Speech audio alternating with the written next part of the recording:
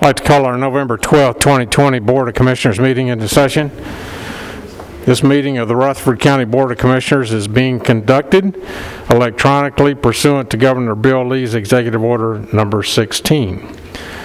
I would ask for a motion that conducting the meeting electronically is necessary to protect the public health, safety, and welfare in light of the coronavirus. Is there a motion? So moved, Mr. Chairman. I have a motion. Commissioner Phillips, and a second. Commissioner Cook. Madam Clerk, if you would, please call the roll. Commissioner Gammon? Yes. Commissioner Pearcy? Yes. Commissioner Rather? Yes. Commissioner Peay? Yes. Commissioner Cook? Yes. Commissioner Jernigan? Yes. Commissioner Cush? Yes. Commissioner Reed? Yes. Commissioner Gurley? Yes. Commissioner Blair? Yes. Commissioner Allen? Commissioner Stevens? Yes. Commissioner Johnson? Yes. Commissioner Virgil Gammon? Yes. Commissioner Harris? Yes. Commissioner Dodd? Yes. Commissioner Phillips? Yes. Commissioner McAdoo? Yes. Commissioner Peay? Yes. Commissioner Gooch? Yes. Commissioner Serena? Yes. Motion passes. Thank you, Madam Clerk. This time I'd like to call on Chaplain, our County Chaplain, Trey Gooch, if you would please come up and lead us in prayer, and also to be followed by the Pledge of Allegiance to the American flag, and then to the Pledge of Allegiance to the state flag. You recognize, Commissioner. Thank you, Mr. Chair. Let's go to our Father in prayer, please. Oh, Father, we love you and we praise your name, for we know that all good comes from you. And Father, at this time we would like to talk with you a little bit about Mike Lyles, a former county commissioner and a current member of the kingdom on earth for your service. As you know, he is facing quite a bit of some major health issues right now. And Father, you know us humans, when we're facing health issues, we get anxious, we get excited, we get frightened, we get scared, and sometimes we lose hope. So this is what we would like to ask you to do for Mike. Would you give him a sense of peace? Would you give him hope, understanding? Show him your love as only you can do. And Father, please lay your healing hand upon him. Make him physically whole once again. And Father, we're so happy and delighted to see Commissioner Joe Frank Jernigan with us tonight. He is a prime example of what you can do, what you can heal. And so we praise you and we give you all the honor and glory for Joe Frank Jernigan. Father, we would like to ask you to accept our gratitude for allowing us to live in the greatest county, in the greatest state, in the greatest country on the face of this earth. Father, we bask in liberties and freedoms that others just dream about. So Father, may we acknowledge that. May we remember from whence we came. And may we show you due respect and our country respect for honoring those freedoms that we have. And we give you the honor and glory for those freedoms. Father, we love you because you first loved us, and we are convinced that neither height nor depths, angels nor demons, things above or things below, will be able to separate us from your love that we share in Christ Jesus. And it's through his name we pray. Amen. Amen. I pledge allegiance to the flag of the United States of America and to the republic for which it stands, one nation under God, indivisible, with liberty and justice for all. 3 white stars on a field of blue, God keep them strong and ever true. It is with pride and love that we salute the flag of Tennessee. You may be seated.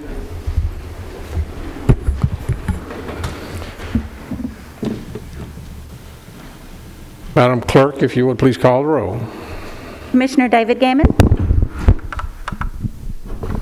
Here. Commissioner Piercy, Here. Commissioner Rather, Here. Commissioner Peay, Here. Commissioner Cook, Commissioner Jernigan, Commissioner Cush, Yes. Commissioner Reed, Here. Commissioner Gurley, Here. Commissioner Blair, Here. Commissioner Allen, Here.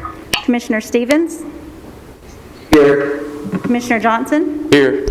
Commissioner Gammon, Here. Commissioner Harris, Here. Commissioner Dodd, Here. Commissioner Phillips, Present. Commissioner McAdoo, Here. Commissioner Peay, Here. Commissioner Gooch, Here. and Commissioner Sereno. Yeah. 21 present. Thank you, Madam Clerk. We have a quorum and prepared to conduct our business tonight. At this point in time, I'd like to move to item E, call on Chairman Pro Tem Jeff Phillips for approval of the minutes. Chairman Pro Tem Phillips, you're recognized. Thank you, Mr. Chairman. If I can get my mask out of my hearing aid, I'll proceed here. There were three minor changes that needed to be made. On page 720, there was a minor typo. 725, under voting for a judicial commissioner, there were 2 nay votes that should have been yes votes. And on 754, it was noted that the Planning Commission had moved to approve one of the rezonings that we had, and it was actually a deny from the Planning Commission, and those have been corrected. With those corrections, I find that they be in order and move that we dispense with the reading and that they be adopted. Without objection. Got a second? Any discussion? Seeing none, Madam Clerk, please call the roll. Commissioner Gammon, Yes. Commissioner Piercy, Yes. Commissioner Rather, Yes. Commissioner Peay, Yes. Commissioner Cook, Here. Commissioner Jernigan, Yes. Commissioner Cush, Yes. Commissioner Reed, Yes. Commissioner Gurley, Yes. Commissioner Blair, Yes. Commissioner Allen, Yes. Commissioner Stevens, Yes. Commissioner Johnson, Yes. Commissioner Gammon, Yes. Commissioner Harris, Yes. Commissioner Dodd, Yes. Commissioner Phillips, Yes. Commissioner McAdoo, Commissioner Key, Yes. Commissioner Gooch, Yes. Commissioner Sereno. Yes. Motion passes. Motion passes. Next, members, we'll move to item F. There are no public comments tonight. That'll take us to item G. This is recognition of Commissioner Joe Frank Jernigan tonight. Members, I'm going to read this letter that Mrs. Jernigan read the other night to steering, and she's asked me to read this letter to you, to the full body tonight. It's addressed to Mayor Bill Ketron, the Rutherford County Commissioners, and especially the constituents of District 6. It is with a heavy heart that I am formally announcing my resignation from the Rutherford County Commission, effective immediately.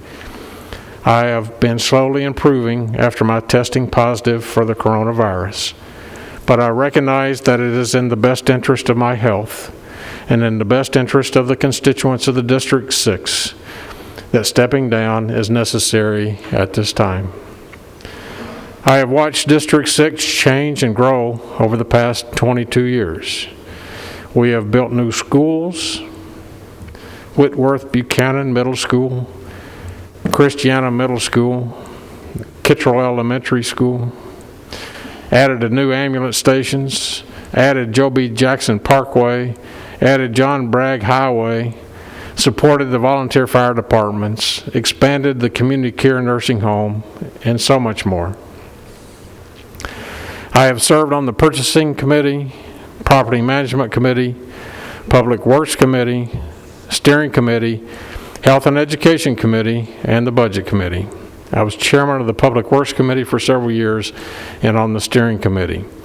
During my time as a commissioner, I've been proud to work with some of the very kind, talented, and caring fellow commissioners. I am grateful for the leadership I've served under During my tenure as a commissioner, I learned from Mayor Nancy Allen, Mayor Ernest Burgess, and now Mayor Bill Kettering. I have thoroughly enjoyed seeing in the county in which I grew up in and raised my family. Thank you for all your continued support over the past 22 years for allowing me the pleasure of serving the constituents of Rutherford County. So at this point in time, I would like to, I'm going to come forward without objection. I'll suspend the rules, and we have a presentation to make to Joe Frank.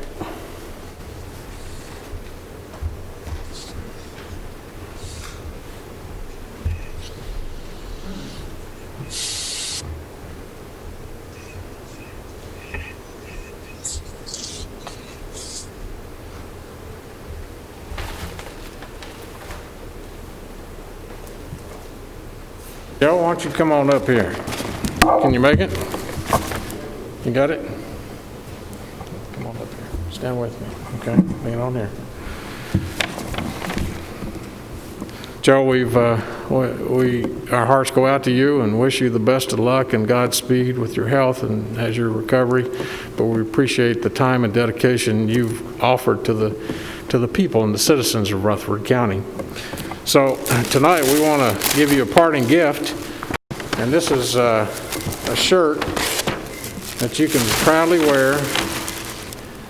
It's got the county commissioner on it, so that way you can say that when you go to Hardee's to get your biscuit, that you've been there, done that, and got the t-shirt to go with it. So we're going to give you this, all right?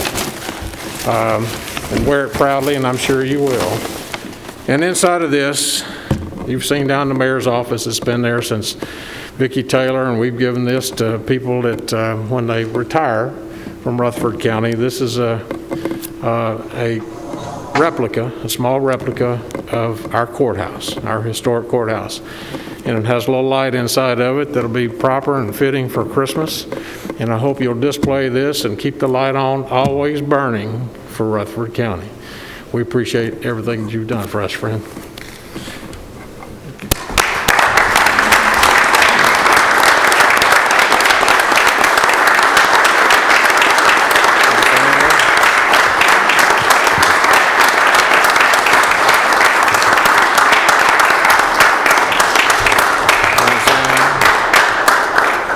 Thank you.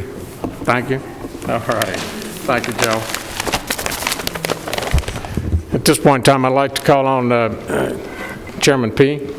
Chairman Peay has a resolution that we will pass tonight, recognizing him. And if you can, hang on just a second, Ms. Jernigan. He wants to hear the resolution.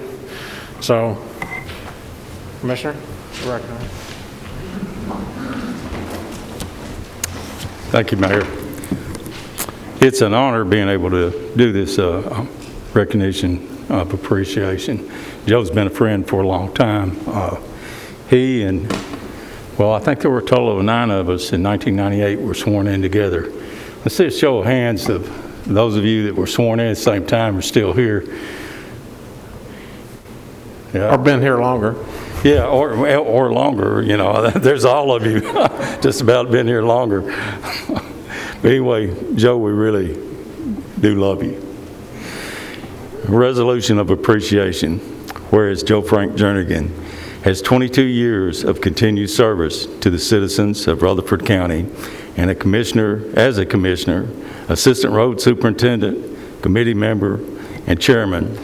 And Joe Frank has significantly contributed to the work of the Rutherford County Board of Commissioners and has been an undeniable influence for progress within Rutherford County.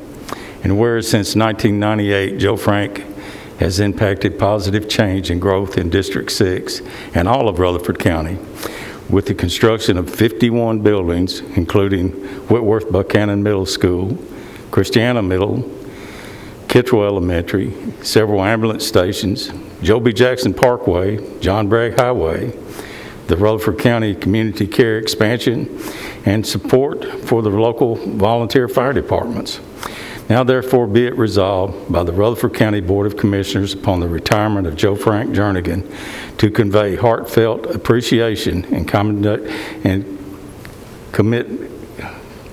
commendation for his dedicated service to the citizens of Rutherford County, and sincerely wish him much success, health, and happiness in all his future endeavors.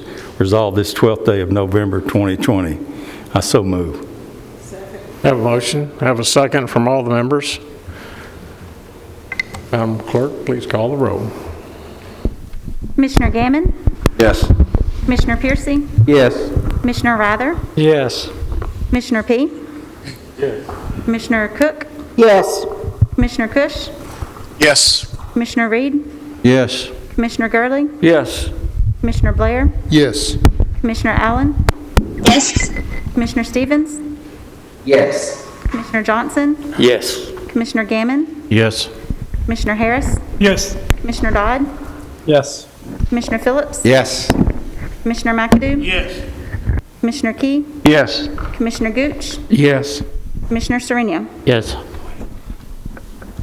Okay, and Commissioner Jernigan? Motion passes. Motion passes.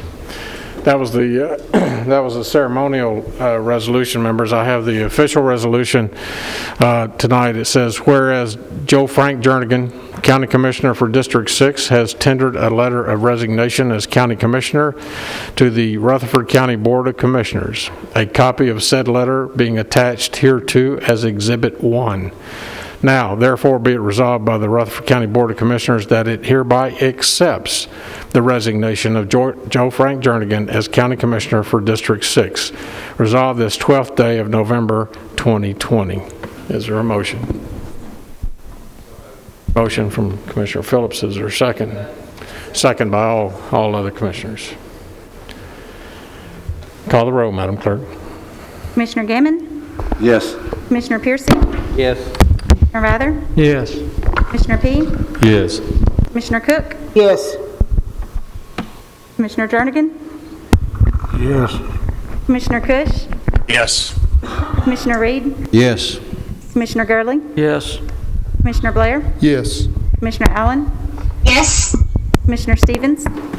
Yes. Commissioner Johnson? Yes. Commissioner Gammon? Yes. Commissioner Harris? Yes. Commissioner Dodd? Yes. Commissioner Phillips? Yes. Commissioner McAdoo? Yes. Commissioner Key? Yes. Commissioner Gooch? Yes. Commissioner Sereno? Yes. Motion passes. Motion passes and it's official. Commission District 6 is now vacated based on that action. So we will officially announce that District 6 is now vacant. All those interested citizens who live in District 6 that are interested in fulfilling the expiring term of Commissioner Joe Frank Jernigan, we urge you to come by, pick up the application, fill out the application, and it will be submitted to our steering committee. The steering committee will then take action upon those submissions and make a recommendation back to this full body for the replacement of the vacancy. All right. I'd like to welcome all of our guests tonight, members, anyone that's here. The Jernigan family has all been here in support. We welcome you and watch us on TV, okay? I'm sure you will.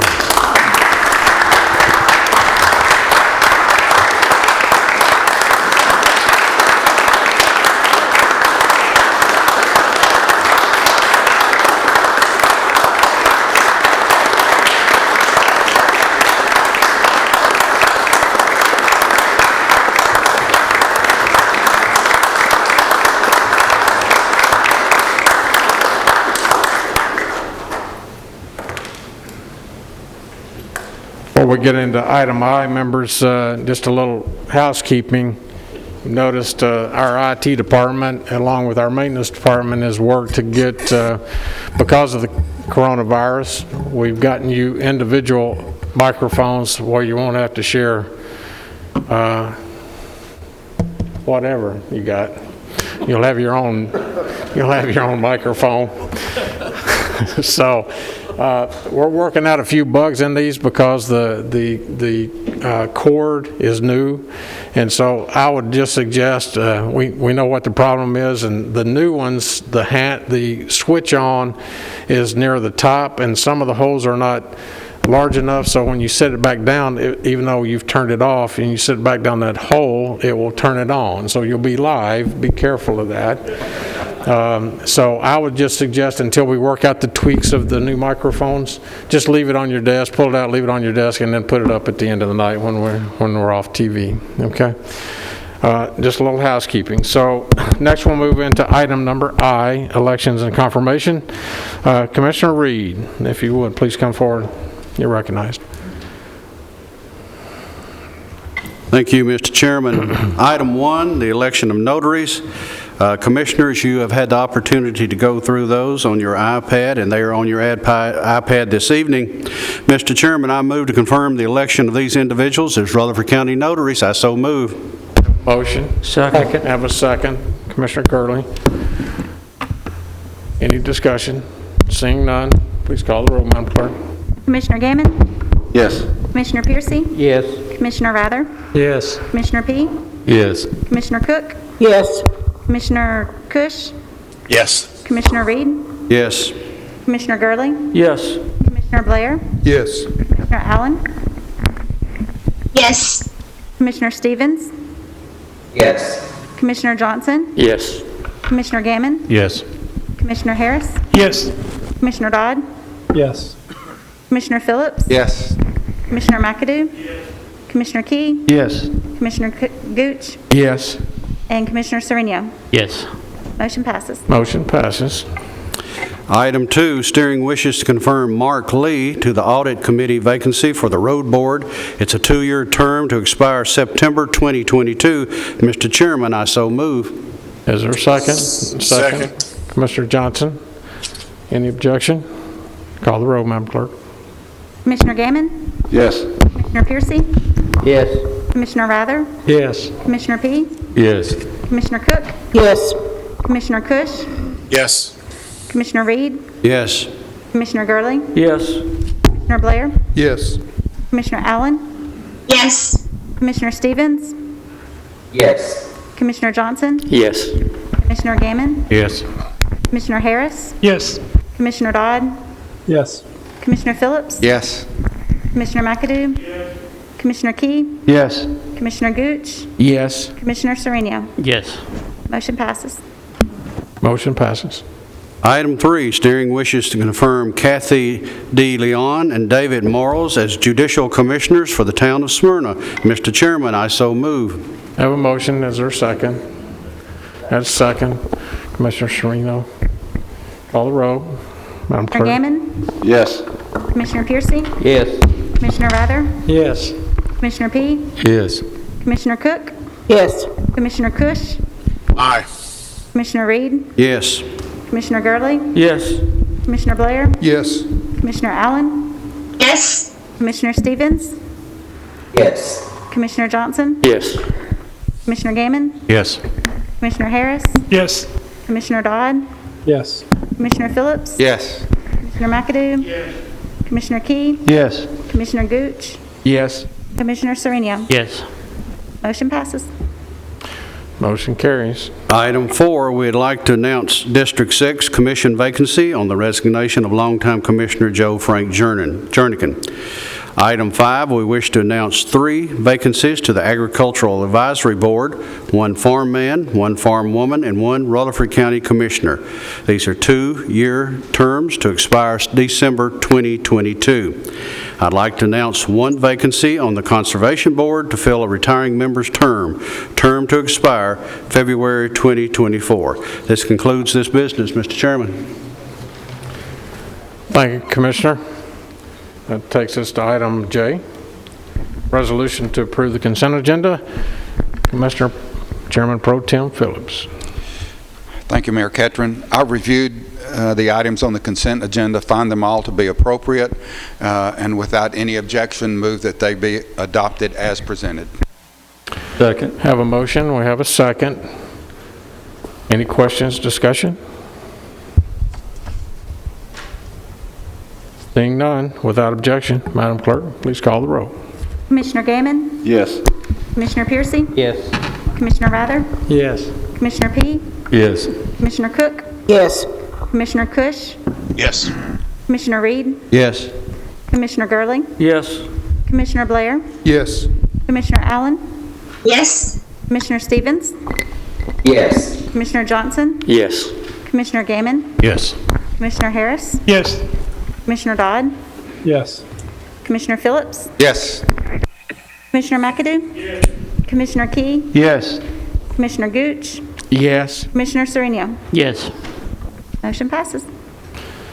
Motion passes. Members, it's not quite 6:30 yet. Without objection, I'm going to move that we take a 4-minute break, come back in. I'd prefer to do that before we get into our budget.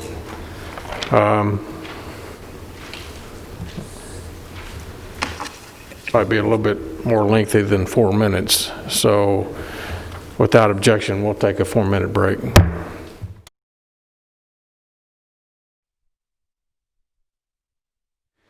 I'd like to call on Director Demosi. You're recognized and well. If you would, please come forward with our first rezoning request. Mr. Demosi. Yes, sir. Thank you, Mr. Chairman, and good evening, everybody. Hope everybody's doing well tonight. We have 2 rezoning requests for your consideration tonight. The first is for property located at 8820 Shelbyville Pike. Existing zoning is residential low density. Pro zoning is commercial services. According to information provided by the applicant, they would like to rezone this property in order to build a construction office and equipment storage area. This would fall under our construction, sales, and service activity classification, which is allowed by right in the commercial services zone. On your iPads, you will find the agenda materials as well as a concept plan. This is not a planned development, so this applicant is not bound by the concept plan, but it would give you an idea of the development intentions and how they propose to move forward with this particular application. This property does have access to Shelbyville Pike, which is a state road. Any new access drives would have to be approved by TDOT and to meet the regulations should this application be approved. And that would have to be shown on an engineered site plan, which would have to be submitted to staff for any new development and improvements. And all parking, buildings, setbacks, et cetera, would have to be built to current county standards. This would be the same for landscaping, which would require type 2 buffer adjacent to any residentially zoned properties, as well as the county's performance standards. Most of the discussion on this item was about the aesthetics of the area. We discussed a lot about architectural review and counties, as well as corridor overlays. We also discussed potential buffering for the project. After a brief discussion, the Planning Commission did recommend approval of this application by a unanimous vote. So with that, I'll be happy to answer any questions you may have. Any questions for Director Demosi? None? Then I call the Rutherford County Commission meeting into recess to hold a public hearing on this request. The public hearing is now in session. Anyone desiring to speak for or against this issue, if you would, please come forward. State your name, your address, and if you are for or against the proposed request.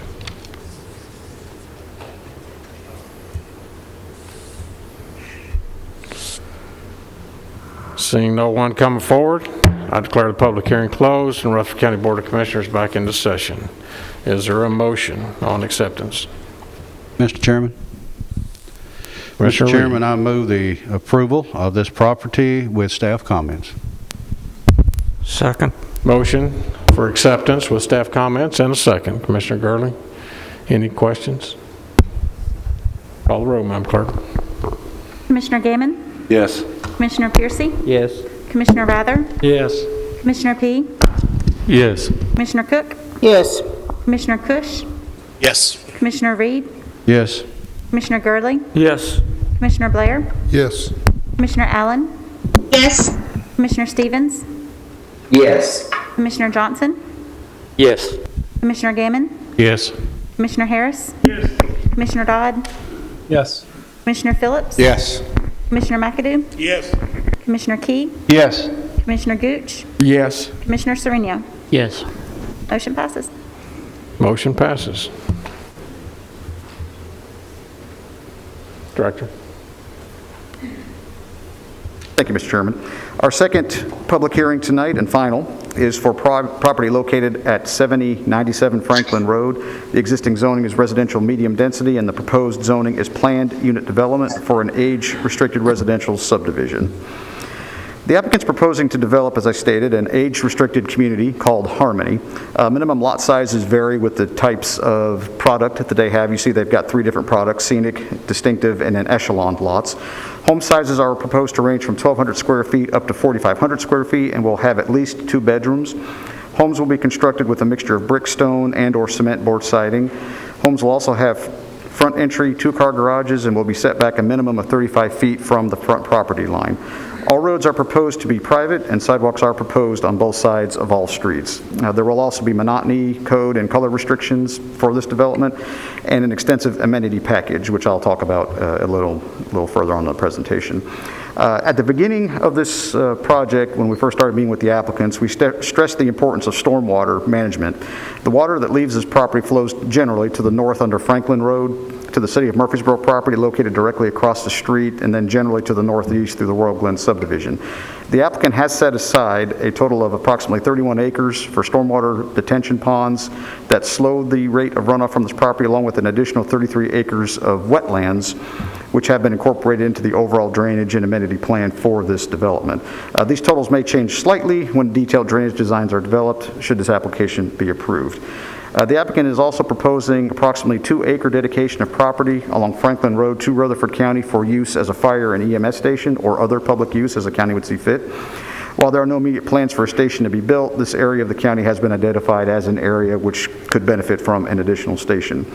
There is also a portion of the development that's being kept separate from the main subdivision, about 17 acres. It's part of the overall PUD. It's the existing homestead and will be developed on a public street at a future time. The pattern book is included with your agenda packets. It's on your iPads as a separate attachment. It was too big to combine with everything else, but I'll just refer you to that if for additional detail. Development is proposing 2 separate access points to Franklin Road. The applicant did submit a traffic study as part of his application, which recommends turn lane improvements at both access points. Franklin Road is a state road, so these improvements will need to be approved by TDOT. There are additional stub outs onto adjacent property for future connectivity, and the traffic study did also identify other traffic improvements further down the road at Franklin Road and Veterans Parkway. Again, that'll be coordinated as the development progresses with the City of Murfreesboro, as that intersection is in the city limits. Subdivision plats, of course, both preliminary and final, would have to be submitted for our approval, as well as construction drawings. You'll notice in the pattern book that there's also a very large amenity area proposed as part of this development. Of course, that will require an engineered site plan that'll be submitted and reviewed by our office and Planning Commission approval before any construction could begin as well. I went over earlier the amount of open space that's being set aside for this development. PUDs, residential PUDs, don't typically require buffering adjacent to residentially zoned property. However, residential PUDs are required to provide a minimum of 10% open space, with half of that being usable. This application does meet those criteria. And also our performance standards wouldn't necessarily apply just because it is a residential property and not for commercial. There was discussion on several topics, including drainage, traffic, HOA enforcement of the age-restricted community, maintenance of private roads, and wetlands. There was also discussion on parking and a suggestion that was made to add small visitor parking pods throughout the subdivision in order to reduce the likelihood of parking on the streets. Following extended discussion, the Planning Commission did recommend approval of this application by a unanimous vote. I will say that the applicant is present. He does have a presentation to make, which will address that issue regarding the parking. I know there's a slide in there to discuss that, but with that, I'll be happy to answer any questions. And like I said, I know the applicant does have a presentation that he would like to go through. Any questions for Mr. Demosi? Any questions from the Commission? Seeing none, I would call the Rutherford County Commission meeting into recess to hold a public hearing on the request. The public hearing is now in session. Anyone desiring to speak for or against the issue, please come forward. State your name, your address, and if you are for or against the proposed request.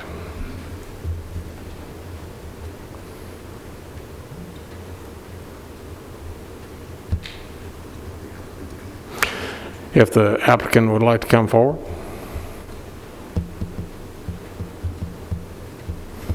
How are you, sir? Good seeing you tonight.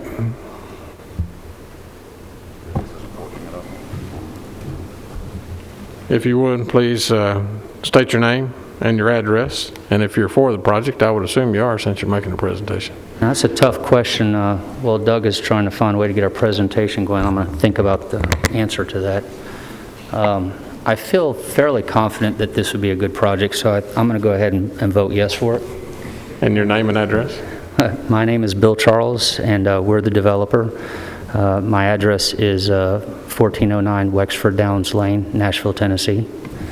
And I'd like to thank everybody for allowing us to present tonight. This project has been a bit of a labor of love. We started working on this quite some time ago and have gone through a long series of due diligence as we've been trying to work out the feasibility of the project. When we, and I'm going slow so that Doug has a chance to get the slides, so if you see me going slow through the presentation, I'm trying to buy some time. I'm smiling. I don't know if you guys can see it, the mask. When we first started on the project, we really didn't have a clear understanding of some of the constraints that we had with this project. It wasn't until probably in the last year and a half that we realized there were some constraints. The primary one that we found was a drainage issue.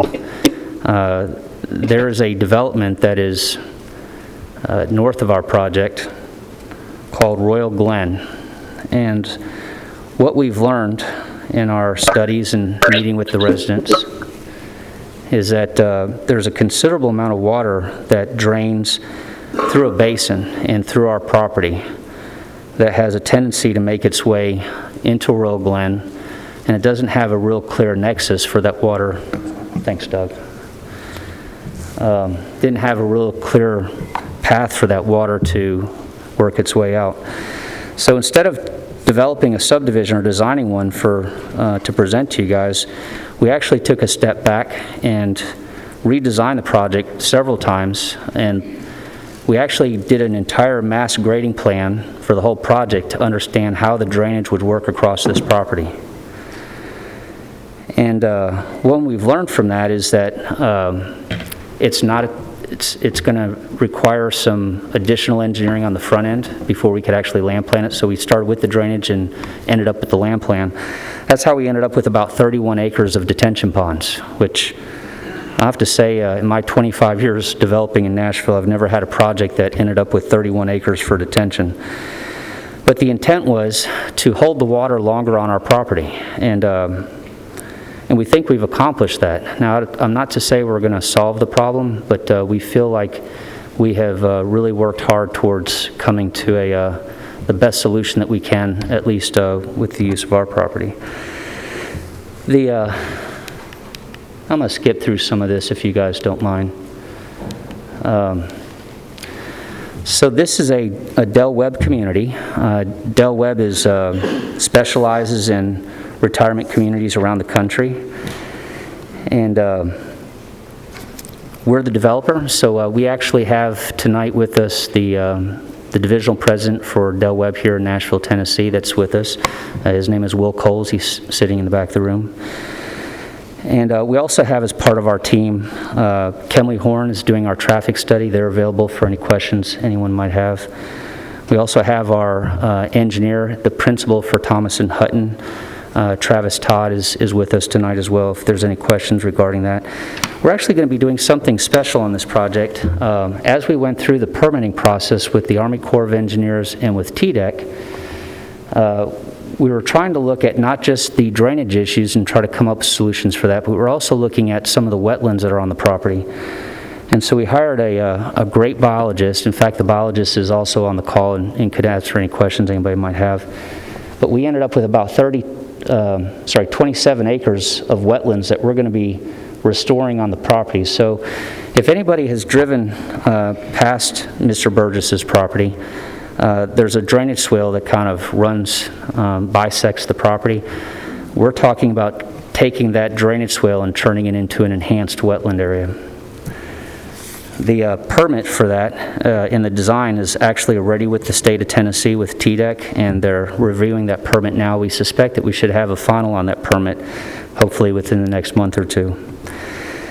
The other constraints we had, other than drainage and the wetlands, was the traffic. One of the good things about a retirement community is that when we ran our traffic study, retirement communities typically don't travel during peak hours. So you don't have a lot of traffic that's increased because of people going to work during rush hour or coming back during rush hour.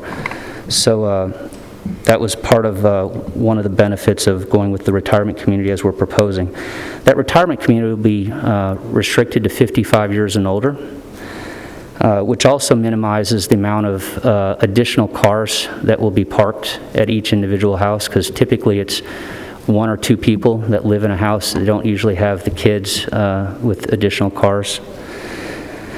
The other thing was good is that we're not going to probably put any more additional burden on the schools in this area unless something went terribly wrong and we have the occasion where we have young kids in a retirement community. That would have to be one of those things that somebody would have to explain.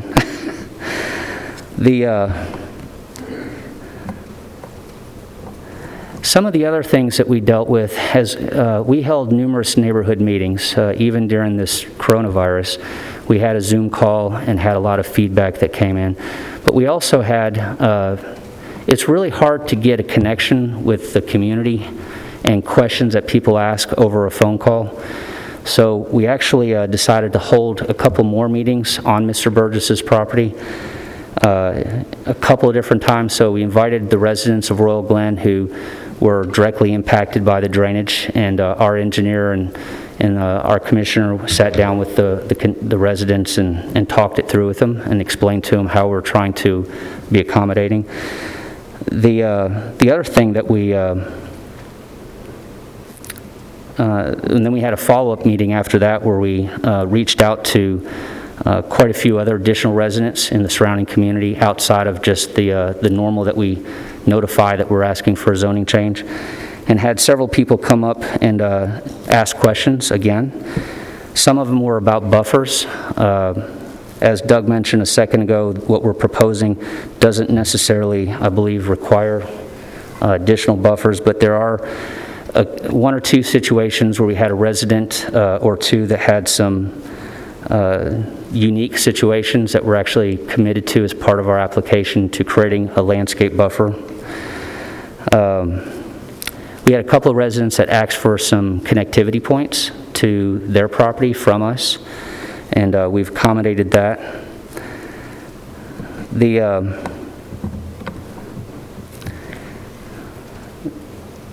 The amenity center that is being proposed, and kind of one of the unique parts of a Del Webb community, is that they specialize in retirement communities, but they have a very robust amenity that they put on their, more of a resort type style amenity that they put in their communities.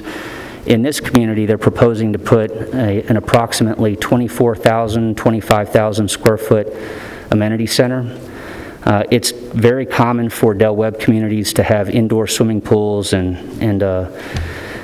they program with an in-house or on-site property management company. They'll have a lifestyle coordinator. They'll be on-site. They have maintenance employees that will be working out of the amenity center.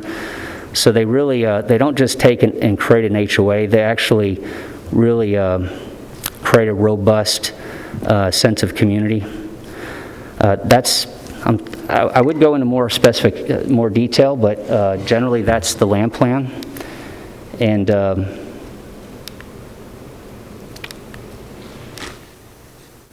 sorry, I'm kind of skipping around a little bit. One last thing I was going to mention is as we went through the design, we actually were trying to be conscious that from Highway 96 to the front of where the amenity center is about 1,100 feet. So we tried to take the majority of the site and push it back further into the project so that as you're driving down Highway 96, it leaves it more as kind of a rural country type feel. Like I had mentioned earlier on in the presentation, a lot of our consultants that are part of the creation of this plan are either on the call if you have any questions, or sitting in the audience if anybody would like to ask questions of them. Any questions?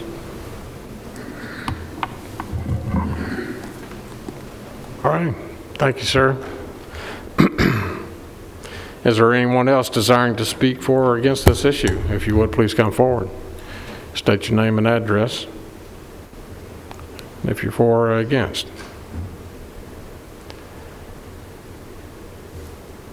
Seeing no one coming forward, I will take a moment, make a statement. I had an invitation from Del Webb to come to look at both their locations when they were looking at this site. Unfortunately, unable to go to the one that, because of time constraints, to their location in Mount Juliet. But there is one right off of Kedron Road, which I did go down and look at in Murray County, there in Spring Hill, Tennessee. So if you are interested to see what this actually looks like instead of just on your SharePoint, go down and take a look at it. I'm sure they'll welcome you to come down. But I was so impressed that my personal comments that this will be an excellent addition to our community here in Rutherford County. They are first class in the way they do things, and for our senior citizens who are, all of us who are in that category, for those who don't want to mow the yard anymore and have an opportunity to play a little pickleball, learn what that is, or play tennis or swim. It's a great opportunity that's coming into our community. Anybody else to come forward? Any comments? Commissioner Gurley. Yeah, my first contact with Del Webb was when my uncle, Woodrow Baird, sold a portion of his several hundreds of acres, Mayor Ketron, Providence, and in the Del Webb development there. And I'm sorry? Uncle Woodrow was a farmer all his life, and he was very particular about what happened to his land. So it was it made an impression on me that he was. Commissioner Gurley, let me close the public hearing. Anybody else to come forward? Seeing none, we'll come back into session. We'll close the public hearing and come back into session. So let's hear about your uncle. Yeah, as I was saying, my uncle was just a farmer all his life, but he made well. And he owned hundreds of acres there adjoining Providence, and a good portion of several hundred of acres of that became the Del Webb community there at Providence. And as he was very particular and very conscious about land and what happened to it, and so on, I think it speaks volumes to me that he was willing to sell and have that developed on his property. And yeah, I think several of us in here are getting older, and things like this might even appeal to us. So I think the fact that it doesn't put any burden on our schools, provides a place for people who want to congregate together and share a life together, can have a place. And I don't know of any other place right now. There are smaller parcels and places, but nothing of this scale. Absolutely. Other comments from the commission? Seeing none, is there a motion for acceptance? Commissioner Gooch, you recognized. Thank you, Mr. Chairman. On the first page of the pattern book, you'll see the word harmony. And after meeting with the developers on multiple occasions and seeing what they're going to do and what will be out here, that's the feeling that I got. I'm very at peace with this. With your vote, I will be very excited to have a Del Webb community in District 20. I'm very impressed with the developers. Not only did they meet with my neighbors, but they listened. And they took to heart their words and made several accommodations on their behalf. They will be donating several acres of land for public safety to Rutherford County. And actually, when everything is said and done, their drainage plan will help solve a drainage plan problem across the street. The only issue that we couldn't settle on is I asked if I could get a house for 50% off, and we just couldn't make an agreement on that. So other than that, it's a great community. Motion to approve, Mr. Chair, with conditions and staff comments. Second. I have a motion and a second. Further discussion? Very good. Madam Clerk, call the roll. Commissioner Gammon? Yes. Commissioner Piercy? Yes. Commissioner Rather? Yes. Commissioner Peay? Yes. Commissioner Cook? Yes. Commissioner Cush? Yes. Commissioner Reed? Yes. Commissioner Gurley? Yes. Commissioner Blair? Yes. Commissioner Allen? Yes. Commissioner Stevens? Yes. Commissioner Johnson? Yes. Commissioner Gammon? Yes. Commissioner Harris? Yes. Commissioner Dodd? Yes. Commissioner Phillips? Yes. Commissioner McAdoo? Yes. Commissioner Key? Yes. Commissioner Gooch? Yes. Commissioner Serenia? Yes. Motion passes. Motion passes. Thank you, Mr. Demosi, and Thank you. welcome, Del Webb. Next item, members, is item M, reports by standing committees, Budget, Finance, and Investment Committee. Commissioner Peay, you're recognized in the well, Mr. Chairman.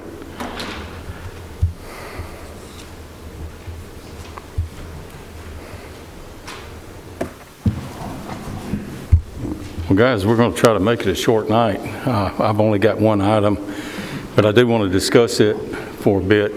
Those of you that have not been on public safety, or there's several of you been on public safety in the past, you know that one of our ongoing concerns for the county is expansion of our fire departments and our EMS stations, because they're rural areas that are underserved for both fire and EMS. At any rate, with the current situation where there are monies coming down from the federal government and some from the state too, we've been able to hopefully capitalize on some of these grants. And that's basically what we're looking at tonight, is funding of architectural and engineering fees for an emergency operation building.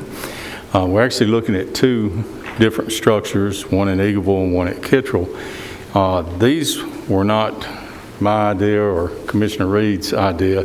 This was derived from a study done from the state of Tennessee and related to call volumes and where these stations are most needed to reduce, hazards to the communities. At any rate, I'll go ahead and read this resolution. Whereas there is a desire to provide initial funding for the architectural and engineering fees for two of the Emergency Operations Support Center buildings that construction funding is being applied for through the Building Resilience Infrastructure and Communities Grant, a BRIC grant. And whereas by funding the design of the two buildings now, the design will be in place should the BRIC grant be awarded. Whereas the funding of the architectural and engineering fees through Cline Sweeney Associates total $537,876, with $443,876 being architectural and engineering fees, and $94,000 being estimated cost for as needed geotechnical, environmental, and special inspections, and third-party shelter inspections and engineers. And whereas the initial funding for the architectural and engineering fees will be provided from an allocation of the governor's local government support grant. Therefore, be it resolved by the Rutherford County Board of Commissioners that the funding for the architectural and engineering fees for two of the emergency operations support building center buildings that construction funding is being applied for through the BRIC grant be allocated from the governor's local government's support grant in the amount of $537,876. Be it further resolved that the county mayor and all other appropriate officials of Rutherford County, Tennessee be and are hereby authorized, subject to county attorney approval, to execute a contract with Klein Swinney Associates, a copy of the same being attached hereto as Exhibit 1 and incorporated herein by reference as if set forth herein at length verbatim, to provide for architectural and engineering services as contained therein in the amount of $537,876, with $443,876 being architectural and engineering fees and $94,000 being estimated cost for as needed geotechnical, environmental, special inspections, and third-party tornado shelter inspections and engineering. Resolved this 12th day of November 2020. Mr. Chairman, I so move. I have a motion, and we have a second from Commissioner Gurley and others. Questions? Comments?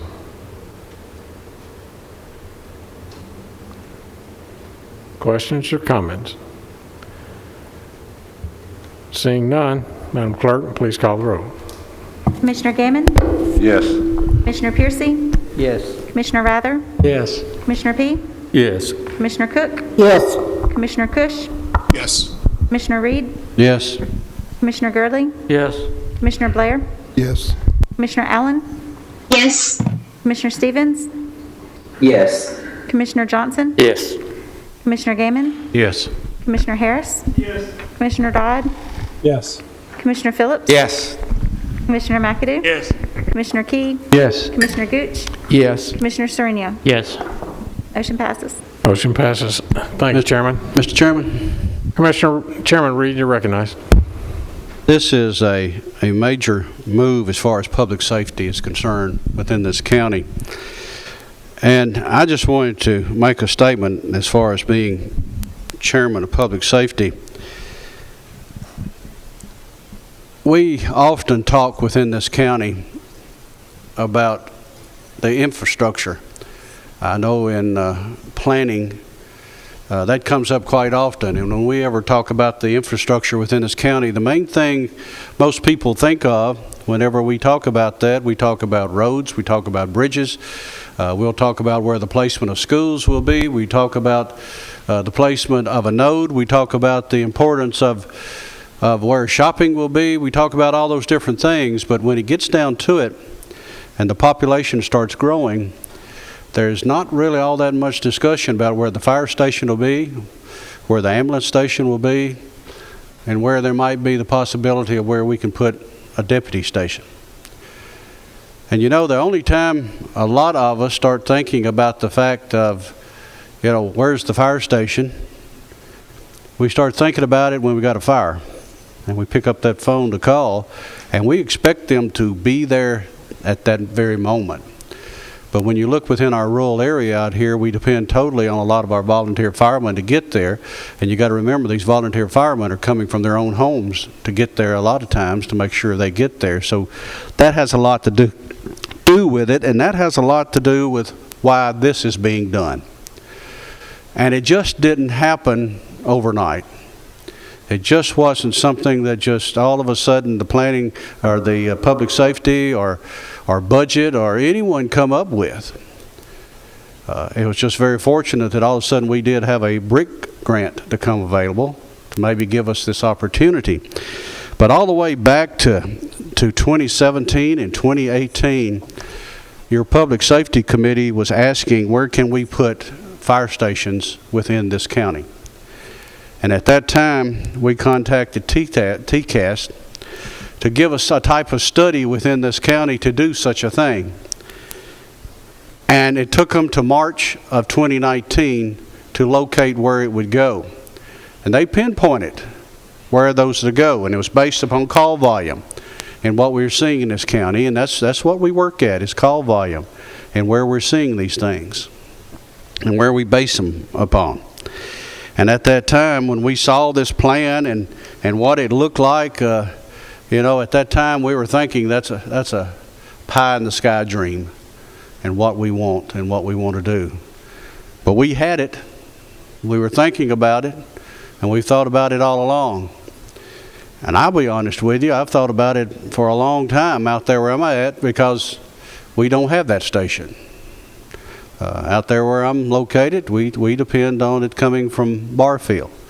We depend on it coming from Igable. So I've always thought about what it would be like to have one located in that area. And it was quite interesting when that computer picked where, with that call volume, where they should place the first one. I'll be honest, I was excited when it said it wanted to put it in Rockville. And I just thought that was something pretty neat. And no, I did not get out there and ask for it to be placed in Rockville. I'll tell you that right. I'm very transparent with that and tell you that. But I'll tell you, when I saw that, I went out looking for property and seeing if I could find somewhere somebody would give us some. And I think that's what most of us would do. We go out looking to see where it could be, because I know that's a major cost in anything we're doing. And I think you as commissioners need to understand what this is all about, so because some of you are not on public safety, as Commissioner Peay just said, and some of you are not on the budget to understand what we're talking about here. And I hope you've had an opportunity to read through what we're talking about here. But as I read through this, and I know what we did in public safety and what we've discussed with this and how this BRIC grant works, an important part of the BRIC grant is that if those who are applying for this BRIC grant, if they're really serious about wanting to do the things that's requested in the BRIC grant, and what this BRIC grant does, they're looking at your creativity of providing public safety within communities. They're not just saying put a fire station out there or put an ambulance station out there. They want you to be creative as what a community might need. Each one of these stations, and I hope you have looked at the artist rendering of what they're going to look like, and I hope you've taken the time to look at the floor plan of what's being drawn for these, and every square inch of it is being used. Not only just for a fire engine or an ambulance or an office for a deputy sheriff. There's also an area in there for a community pantry, 1,000 square feet for a community pantry that could be used for that community. Somewhat in what we've gone through as far as this epidemic we've had, that could be used for that purpose. There's also a tornado shelter. Now, it's been questioned, how many can you get in there? No, you can't get an entire community in one tornado shelter. But for people within a close radius, you could help out maybe a family or two that can get in there and help, as well as the firemen that are located there. It's important to protect those who are in that building, that after that tornado's gone through, where they can get out and go out and help people. You don't want that whole building blown down where it's gone, but these buildings will be protected for F4 tornadoes. The creativity within this building is to protect our public safety buildings where they can be useful after a major catastrophe. They'll not only be protected for the tornado, they'll be also a communication center within our county. When everything else goes down, they'll be up and going. They'll also have tornado warning signals in it for out here in our rural area. I know you've got them here in the city area, but out here near Kittrell, Walter Hill, Christiana, Amaville, how many tornado sirens have you got out there?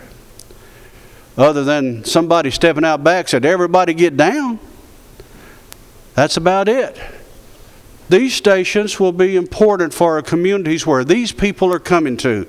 And if you don't think they're coming out here in this rural area, I want you to come to my driveway out here on Mount Pleasant Road, 17 miles from this building right here, and see all the New York and New Jersey and Florida cars coming by the front of my house. Folks, I'm just like, if you build it, they will come. And folks, they are coming. And they're looking at everything we've got out here in our rural areas, because I'm getting a call every week wanting to know when I want to sell my property. I got a letter the other day from a lady wanting to know if I want to let 5 acres of my abandoned property out on the north side down there by the road, if I want to sell it. And I called her. I said, what are you calling abandoned property? She said, that area you got down there, it's all grown up. I said, lady, that's a hayfield. I said, if you'll give us time, we're going to cut it here in a little while, and it won't look like it's abandoned. But I said, no, we don't want to give it up. I said, that's feeding livestock and things around here. No, we can't do that. But they are doing this. They're coming to the rural areas as well as anywhere else. And if we don't plan now, we'll catch ourselves behind. And that's what this is all about. And as I was getting into this about this brick grant, that if we are serious and we can put in this application that regardless if the grant comes in, we are obligated to go ahead and do this project. And what I'm wanting to do is to add to it, just like what we did in public safety, that it didn't get in here. At public safety, we said, should Rutherford County not be awarded the projects for Kittrell and Rockvale, will continue to move forward to next year's budget. Meaning that if we don't get the grant, we are still going to say, we're going to do this.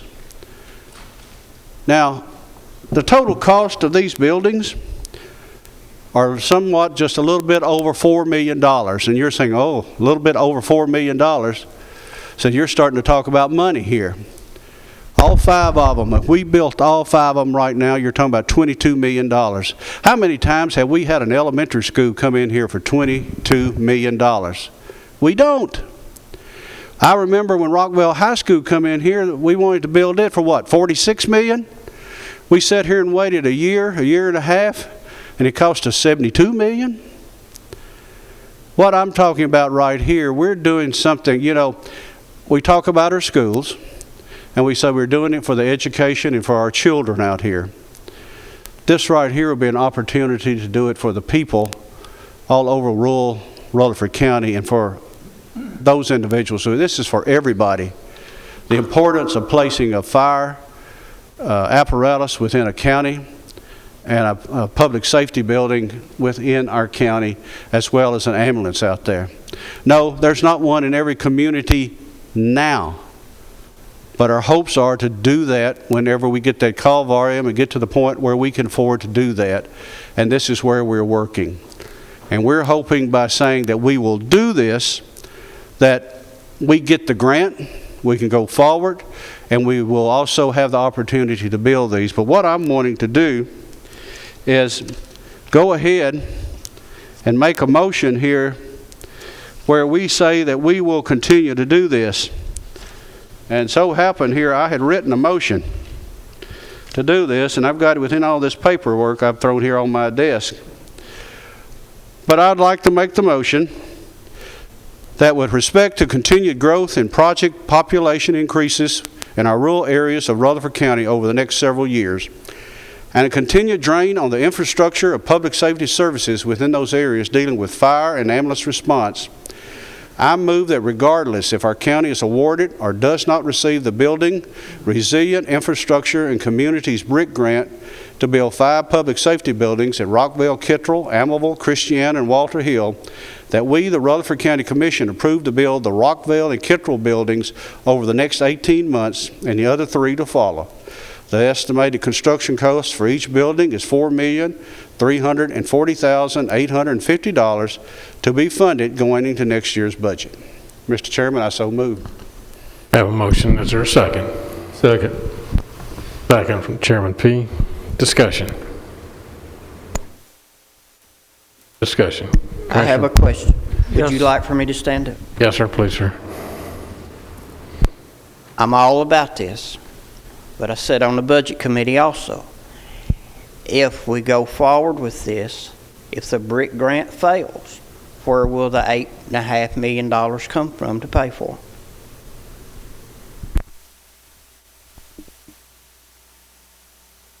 Mr. Chairman Peay. Well, we have several options. In the past, one of the options has been our development tax. So that's always something we can look at. You know, we can borrow the money for it with a bond issue, but those are only 2 of the options. Lisa will probably tell you, I think I'll steal a little of her thunder. This was announced in budget. We saved $4 million, excuse me, $3,900,000 something by refunding here in the last month or so. So that goes a long way. But anyway, she'll fill you in on that here in a few minutes. But there's a couple of places that we'll be able to. And I feel that we're probably going to get some of this grant money. We may not get all that we want, but we may get lucky. And, there's about 3 of the grants that are out there right now. And, we've got high hopes of getting that money. Thank you. I believe the intent, Chairman Peay, at budget the other night was to, I think we talked about, Lisa, the governor's and enhancement grant we could pull from that. To fund this architect engineering piece of it. Correct. But it's going to take, it would take 18 months, but we'll need to be prepared as we move into next year's budget for the committee to decide where we're going to get the funding. You're on your feet, Commissioner Cook, and then Commissioner Gurley. It seems like it's high for the building, price-wise. To me, it seems like it's very high to build a building at that price. When we have some school land that we could build on, and if the school ceases to be a school there, land could be given to them for a 99-year lease.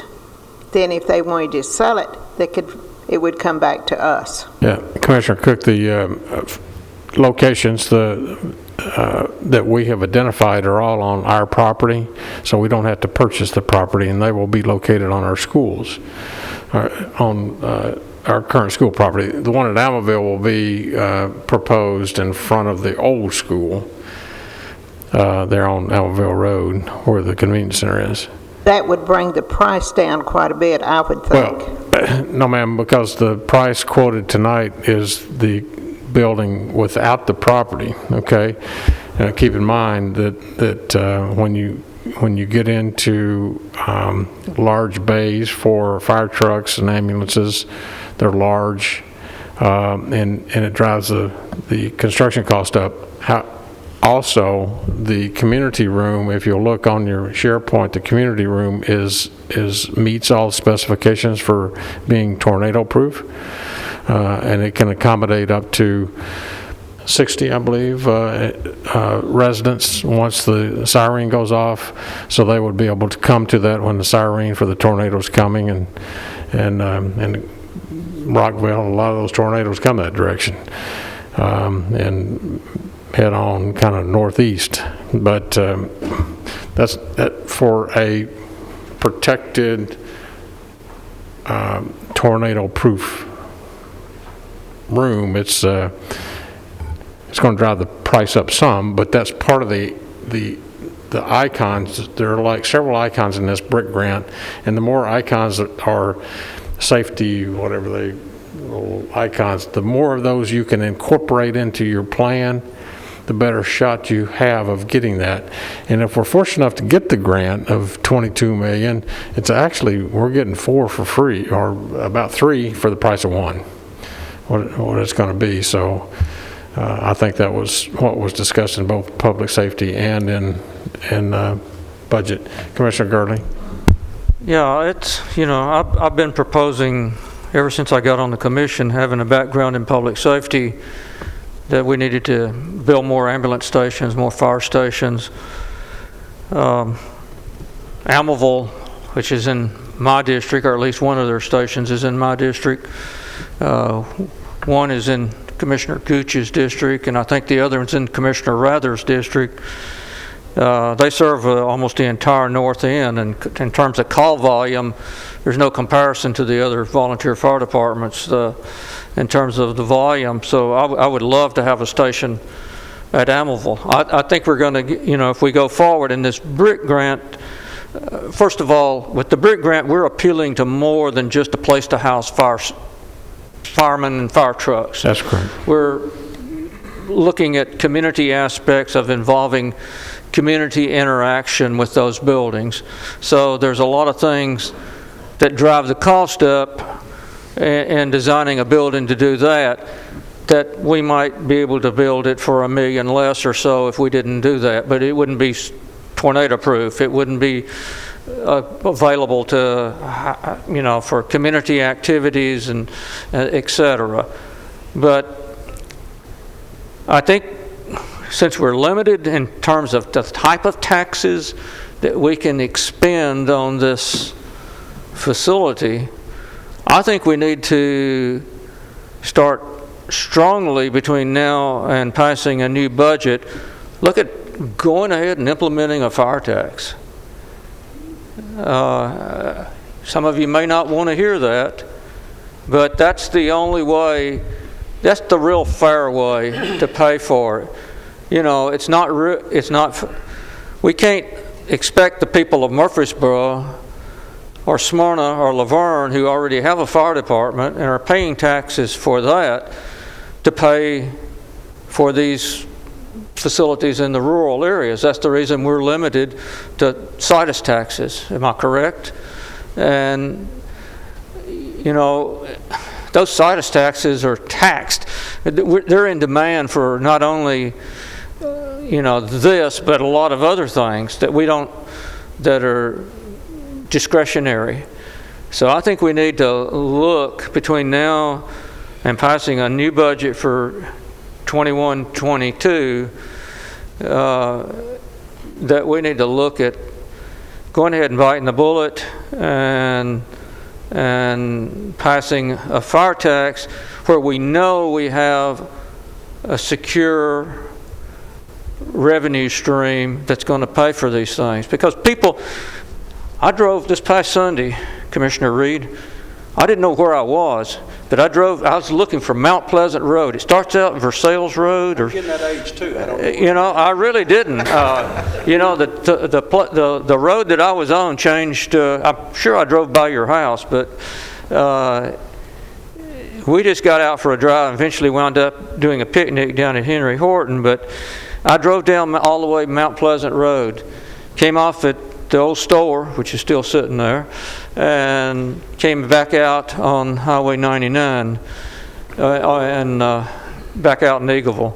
And, you know, I was amazed that every piece of usable property, if it's not being farmed, there's a house on it. And so, you know, even out in there, you occasionally run into here's a subdivision in the middle of nowhere. Well, it's not really in the middle of nowhere. It's somewhere. It's Rockvale, it's Eagleville, or whatever. And if we're going to provide the services and expecting an ambulance to get there in a reasonable period of time, I just think to be sure we're going to be able to pay for this, the fairest way is to let the people who are benefiting from this pay for it. And that's to pass a fire tax. So I urge budget, steering, whichever the most appropriate committee to start taking this up. Put this on your agenda and start talking about it. Other comments? Commissioner McAdoo. Well, I was looking at the agenda tonight, and under any other business, we are going to discuss the debt obligations of Rutherford County. Before I commit to 4, 8, 22, or whatever million, I definitely would like to hear about the debt obligation. So is there any way that can be presented now before we move on this issue? Because I hate to vote yes or no on it and then get down here to the debt obligation and get hit with something I didn't know about. So I'm just asking that question. Can we move that up in the agenda, or do we have to leave it where it's at? You could actually, under Robert's rules, you could move to lay the motion on the table until we get to this item presented by our Director of Finance, and then after her presentation, you could bring that back up. The motion would be to lift from the table at that point. Take action. Is that your motion? If you would, please stand and make that motion for the record, please, sir. I would like to put that in form of a motion. To lay on the table. To table until we have the existing debt motion. Obligations. The existing motion that is. Okay. So, motion to table in order to avoid confusion. No motion to table a resolution, motion, or other proposed action shall be in order. Motion to defer.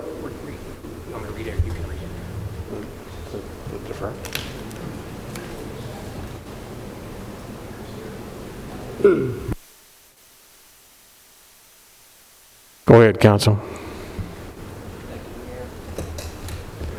Yeah, the mayor just read from our rules, and it says that a motion to table is not in order. It then talks about a motion to defer, and it says in order to consider any motion, a motion to defer shall be in order, provided, however, that any adopted motion to defer shall specify when the motion shall be reconsidered, and that any deferral shall not exceed 2 consecutive regularly scheduled commission meetings. When the motion which is the subject of the deferral is again considered by the board, it shall not be subject to any further or other motion to defer and shall be acted upon by the board.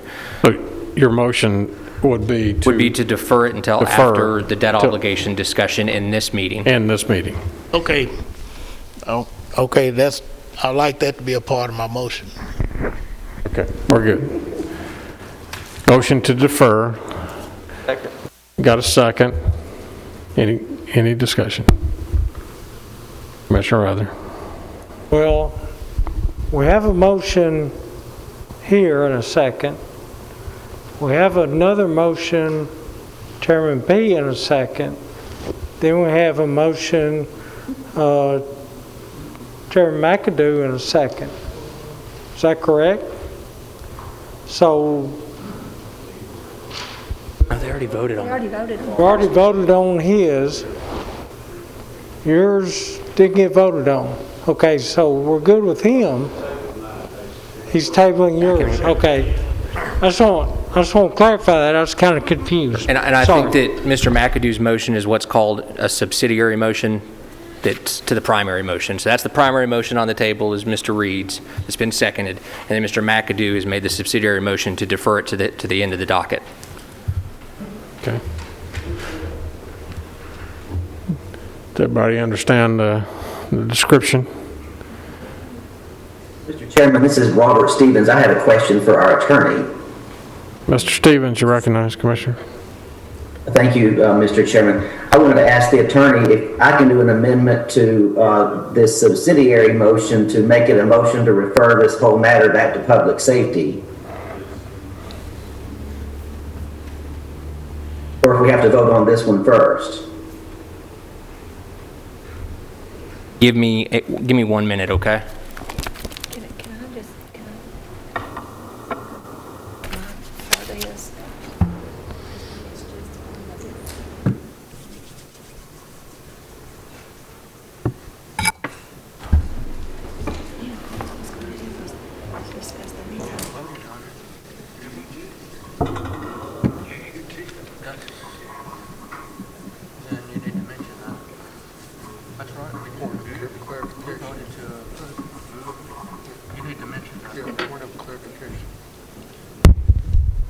You want to do that, or you want me? Mr. Chairman, for understanding, Public Safety's already voted on this, and they approved it.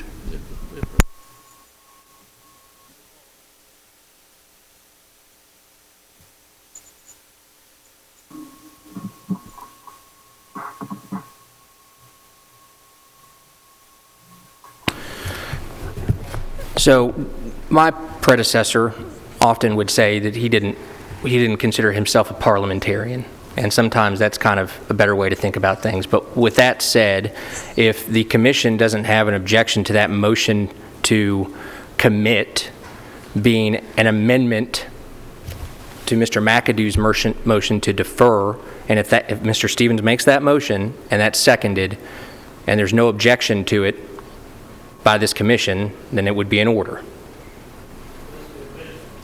Correct. To go back to public safety.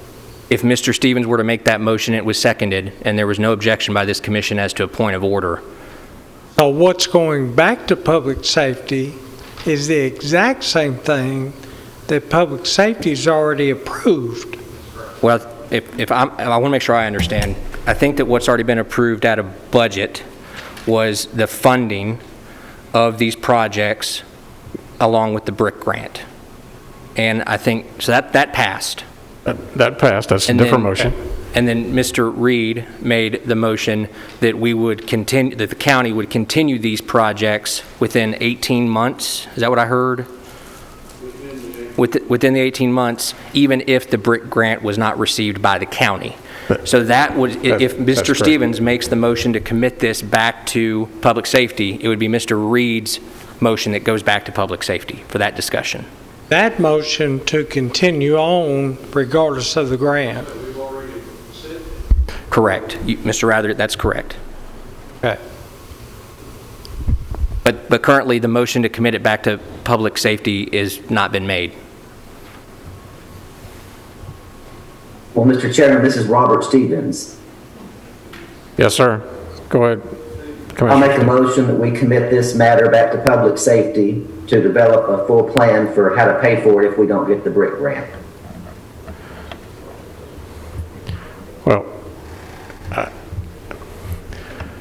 I think that motion was already made in public safety to forward it on to proceed ahead with the two locations, to budget. So you're delaying another month. Commissioner Peay, you have risen. You're recognized. Well, having serving on public safety and on budget, public safety, as Chairman Reed said, approved this idea and voted to continue with these two projects regardless of how the grants fell out. Okay? So they sent it to budget for us to figure out how to finance it out of budget. I thought it was clear the other night in budget myself that these two projects would continue regardless of the way the grants went, because we were going ahead and asking for the funding for the architectural and engineering fees on the front end here so we could continue. And we'll find out in June whether we get this money. I think that's correct, Lisa? After Correct. June 30th. All right, so we'll find out in June whether we've got it, and that'll give us time to figure out how to pay for these and subsequent stations in the future. Hopefully, as we stated, our hopes are that these grants will pay for these, and basically we'll pay for one station and we'll get 4 others with the grant money. That's what the hopes are. And, whether it falls out that way, I don't know, but we won't find out till June. But if we stand still with construction costs and things, they'll go up. And so we decided we wanted to go ahead and move forward with this. And that's why you're seeing the request for funding. And we've already approved the request for this funding for these two buildings to go ahead and start. So that's where we're at. I don't think this needs to go back to public safety, because all they're going to do is say, we already voted on this, let's pass it forward to budget. They're the ones that tell us how we pay for things. So I think that we're just spinning our wheels and delaying things if we send it back to public safety again. All right, so let me tell you where we are. We have an amendment to Commissioner McAdoo's motion. Commissioner McAdoo wants to hear from the debt obligation. Now, Lisa went and got her computer, so she's now prepared to talk about what our debt is. But Commissioner Stevens has made a motion to amend Commissioner McAdoo. Is there a second on that amendment? Mr. Chairman? Mr. Chairman? Yes. Am I recognized? Yes, sir, you are. I don't see a picture, but I guess that sounds like Commissioner Dodd. Is that you? It is. Yes, sir. So I would ask Mr. Stevens to consider amending his motion and refer it back to budget. If that were the case, I will second that motion. I'll do that. Second. So you have a motion to send back to budget with the second that would amend Commissioner McAdoo's wanting to hear about the debt obligation tonight. So before you is the amendment. Madam Clerk, call the roll on the amendment. Stevens' amendment. Commissioner Stevens? Yes. This is Commissioner Allen. I'd just like to make a comment before we vote. All right. Thank you. You're recognized. Thank you. In budget the other night, and it's clearly in the motion that we just voted on. I've got the resolution pulled up on my laptop. The only thing that came through budget the other night was not funding these projects regardless and fully funding them. It was funding the design and engineer. And I was very specific in casting my vote to say, because a lot of numbers were being floated around the other night that were not in front of us. And so, because I think some information had come in, very short order to your office, and it just hadn't made its way to us yet. So, so we did not in budget say that we're building these regardless going forward. That may have been the intent from public safety. I don't know. I didn't watch that public safety meeting, but I just want to make sure that we are all on the same page. What we just voted on was to only fund design and engineering for these two projects, knowing that at some point we would need to proceed with them. There was discussion about whether or not we would proceed with or without the BRIC grant, but the numbers are they're not firm enough yet for me for us to be able to say yes, we're proceeding regardless. So I think it's wholly appropriate for this to go back to budget for us to examine. If we're going to fund these regardless, then I think it's important for us to scrutinize on these numbers a lot closer, scrutinize them a lot closer than we have to this point. Thank you. Okay. So I believe in public safety. It's my recollection, Commissioner Reed, that was the intent coming out of, and it's in your minutes, to proceed ahead with these two locations. It was talked about in budget, but that's why you're bringing this motion tonight, because you wanted something more affirming to make sure that we would continue. Am I correct in saying that? Yes, Mr. Chairman, that's exactly it, because I did watch the budget meeting, and I heard that discussed in there that we would go on. But then as I sat down and read the resolution, I did not see that in there. But yes, that was in public safety, and I've got the minutes right here where we said it. I read those to you just a little while ago, and that is what we did say. So that's your intent tonight. We can pass this ball around like this forever. And that's just what I just got up here and saying. If we can keep on doing this, but we're just not going to get anywhere, and it's just not going to work as well. But I have no problem with budget working and us seeing what we got to do right here to pay for all of this. That's no problem. But I do think we need to have to go on, at least to those two buildings, and see what we can do and move from there. Mr. Chairman? Yes, Commissioner Dodd. Having sat through budget, the whole tone of the budget meeting would have changed had it been presented to us that we would be funding up to $5 million tonight to build the two buildings. The whole course of the conversation would have changed if we knew we were going to vote on this many dollars. Because during budget, development tax is down, Mr. Cush is down $800,000 from this time last year. This month versus this time last year, we're off hundreds of thousands of dollars. So Chairman Reed, had we had this discussion at budget last week, the whole course of tonight's conversation might have changed, but budget was skipped. Budget was presented only engineering and design only. Had we had this discussion at budget last week, we may be very likely making the motion to build the buildings. But I strongly disagree with skipping the budget process, going straight to commission rather, and trying to push this many millions of dollars through. I strongly urge us to take it back to budget, delay it 1 month only, not years, not kick the can. Let budget look at this with some real design numbers in hand from Klein Sweeney, which we just approved for them to proceed. Thank you, Chairman. Thank you, Commissioner Dodd. Commissioner Peay. I just wanted to clarify my thoughts on this subject. we won't know as far as the grant goes until June. After June 30th. Or after June, when it's announced who gets the grants, how much we get. And, my idea on this all along was we needed the funding in place for these first two to be able to go ahead and go with these. If we've got the grant money, that's great. We did discuss, I think $5 million was one of the numbers we kicked around, Commissioner Dodd. But these will need to come back to budget, and they will.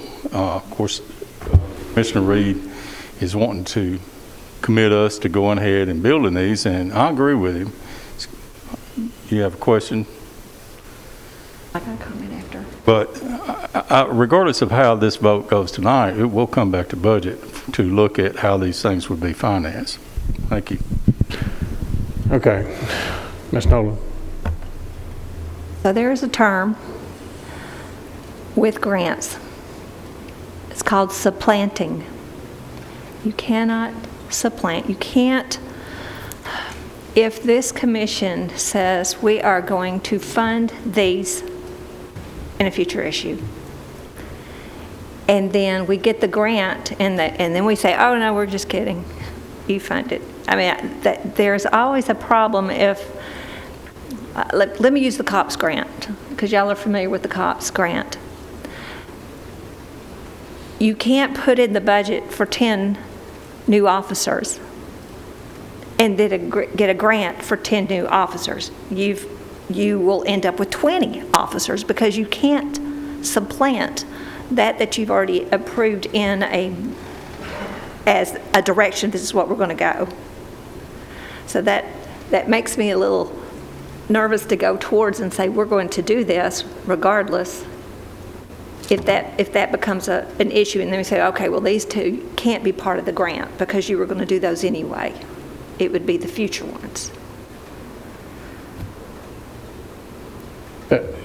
You're correct, and I think the intent is in the discussion was to move forward with or without the grant on these two, and not to supplant that the commission wanted to move, the committee wanted to move forward even if we don't get it, and you can't go back and add that to it, but you can add the architect and engineer fees. We might be able to get by with using this as some pre-award. Correct. It says these were planning for this award.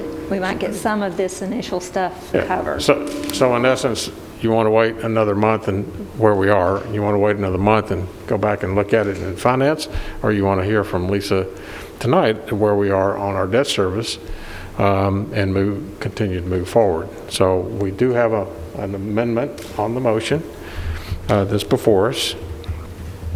Any other questions on the amendment? Could it be read? Read the amendment. I'm sorry, Commissioner Piercy. Could the amendment be read? Madam Clerk. Simple. All right, Madam Clerk, go ahead.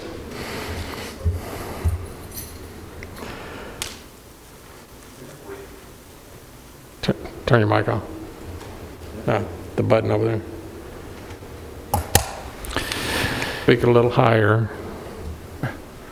Simply put, the amendment in this case set forth by Mr. Stevens would be to send this matter back to budget for further review. That's it. Does everybody understand that amendment to the motion? So the original motion from Commissioner McAdoo the original motion for Mr. McAdoo is to defer Mr. Reed's motion until the heel of the docket, until Ms. Nolan gave her debt obligation presentation. So you have two choices. Right, but that's correct. What you're voting on, Mr. Stevens, is to send it, to not hear it tonight and to send it back to budget. And just one more point of clarification, Mayor. Regardless of that outcome, we've already voted on the resolution that came out of budget to fund the engineering and design aspects of the two centers. That's already done, as far as that's what I understand. Correct. Okay. Okay. Any other questions on the amendment? Madam Clerk, call the roll. Commissioner Gammon? No. Commissioner Pearcy? Yes. Commissioner Rather? No. Commissioner Peay? No. Commissioner Cook? No. Commissioner Cush? Yes. Commissioner Reed? No. Commissioner Gurley? Yes. Commissioner Blair? No. Commissioner Allen? Yes. Commissioner Stevens? Yes. Commissioner Johnson? No. Commissioner Gammon? No. Commissioner Harris? No. Commissioner Dodd? Yes. Commissioner Phillips? No. Commissioner McAdoo? No. Commissioner Key? No. Commissioner Gooch? No. Commissioner Sereno? No. 6 yes. Amendment fails. We're back to the original motion as presented to defer action on this motion until after the debt obligation is given at the end of the agenda. Now, any further questions on that motion? Call the roll, Madam Clerk. Commissioner Gammon? Yes. Commissioner Pearcy? Yes. Commissioner Rather? Yes. Commissioner Peay? Yes. Commissioner Cook? Yes. Commissioner Cush? Yes. Commissioner Reed? Yes. Commissioner Gurley? Yes. Commissioner Blair? Yes. Commissioner Allen? Yes. Commissioner Stevens? Yes. Commissioner Johnson? Yes. Commissioner Gammon? Yes. Commissioner Harris? Yes. Commissioner Dodd? Yes. Commissioner Phillips? Yes. Commissioner McAdoo? Yes. Commissioner Key? Yes. Commissioner Gooch? Yes. Commissioner Sereno? Yes. 20 yes. Motion passes to defer. Members, next on the agenda is the Health and Education Committee. Commissioner Allen? Yes. Thank you, Mr. Chairman. This is only a minor modification to our schedule. We typically meet the fourth Tuesday of the month. With this modification, we are going to meet the fourth Tuesday after the first Monday. And so basically that puts our meeting in line with all other meetings. Budget is scheduled this way, steering is set, similarly. So it affects 2 meetings, I think, in the next year. That's December and June. And usually both of those meetings are kind of in flux anyway. In June, many times we have to move that meeting in order to meet before the daytime meeting of the commission. And then also in December, sometimes unless there's pressing business by one of the departments, many times we will cancel the December meeting. Or sometimes it lines up with the week of Christmas, and so we'll end up moving it anyway. So this is a minor modification to the change, but we did want to vote on it, publicize it, let folks know that it's now going to be the fourth Tuesday after the first Monday. And Rachel's already checked the schedule, the calendar. Everything works out fine in terms of the meeting space. Does that conclude your report? It does, yes, thank you. All right, thank you.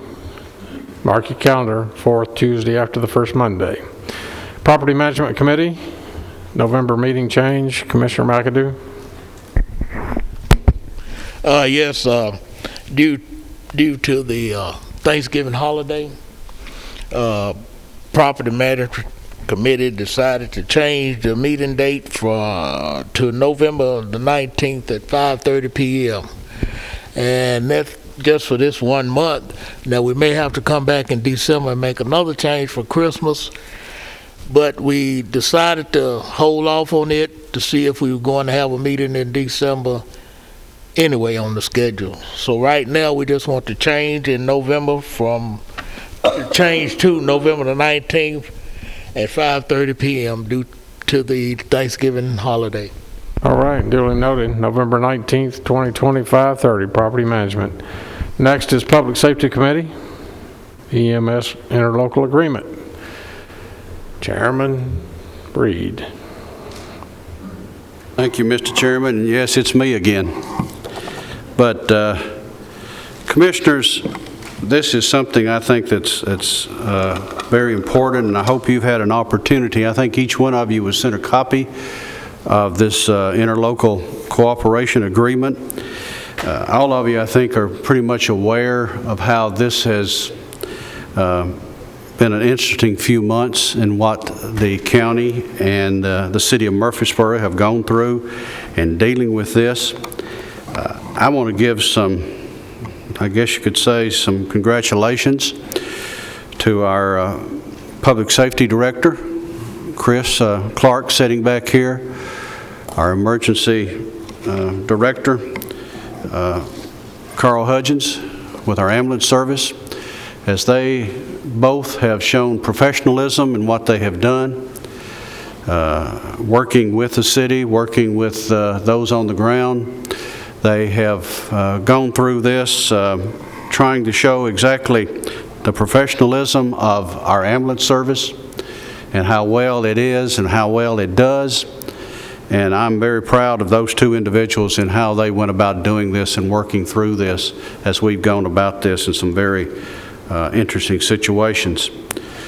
But I also would like to say thank you to the city of Murfreesboro, their city council, who saw the importance of our ambulance service and our emergency operations and made some changes where we now have an interlocal agreement, and we are now working together where we can put together a very good emergency medical and ambulance service within the city of Murfreesboro and work together. And I think the two of us together can do an outstanding job and help the citizens of Murfreesboro as well as Rutherford County do this. So I have a resolution to read. Whereas the attached interlocal cooperation agreement between Rutherford County and the city of Murfreesboro for the provision of emergency medical and ambulance services within the city of Murfreesboro, a copy of said interlocal cooperation agreement being attached hereto is Exhibit 1, and incorporate herein at length as if set forth verbatim as in the best interest of the citizens of Rutherford County.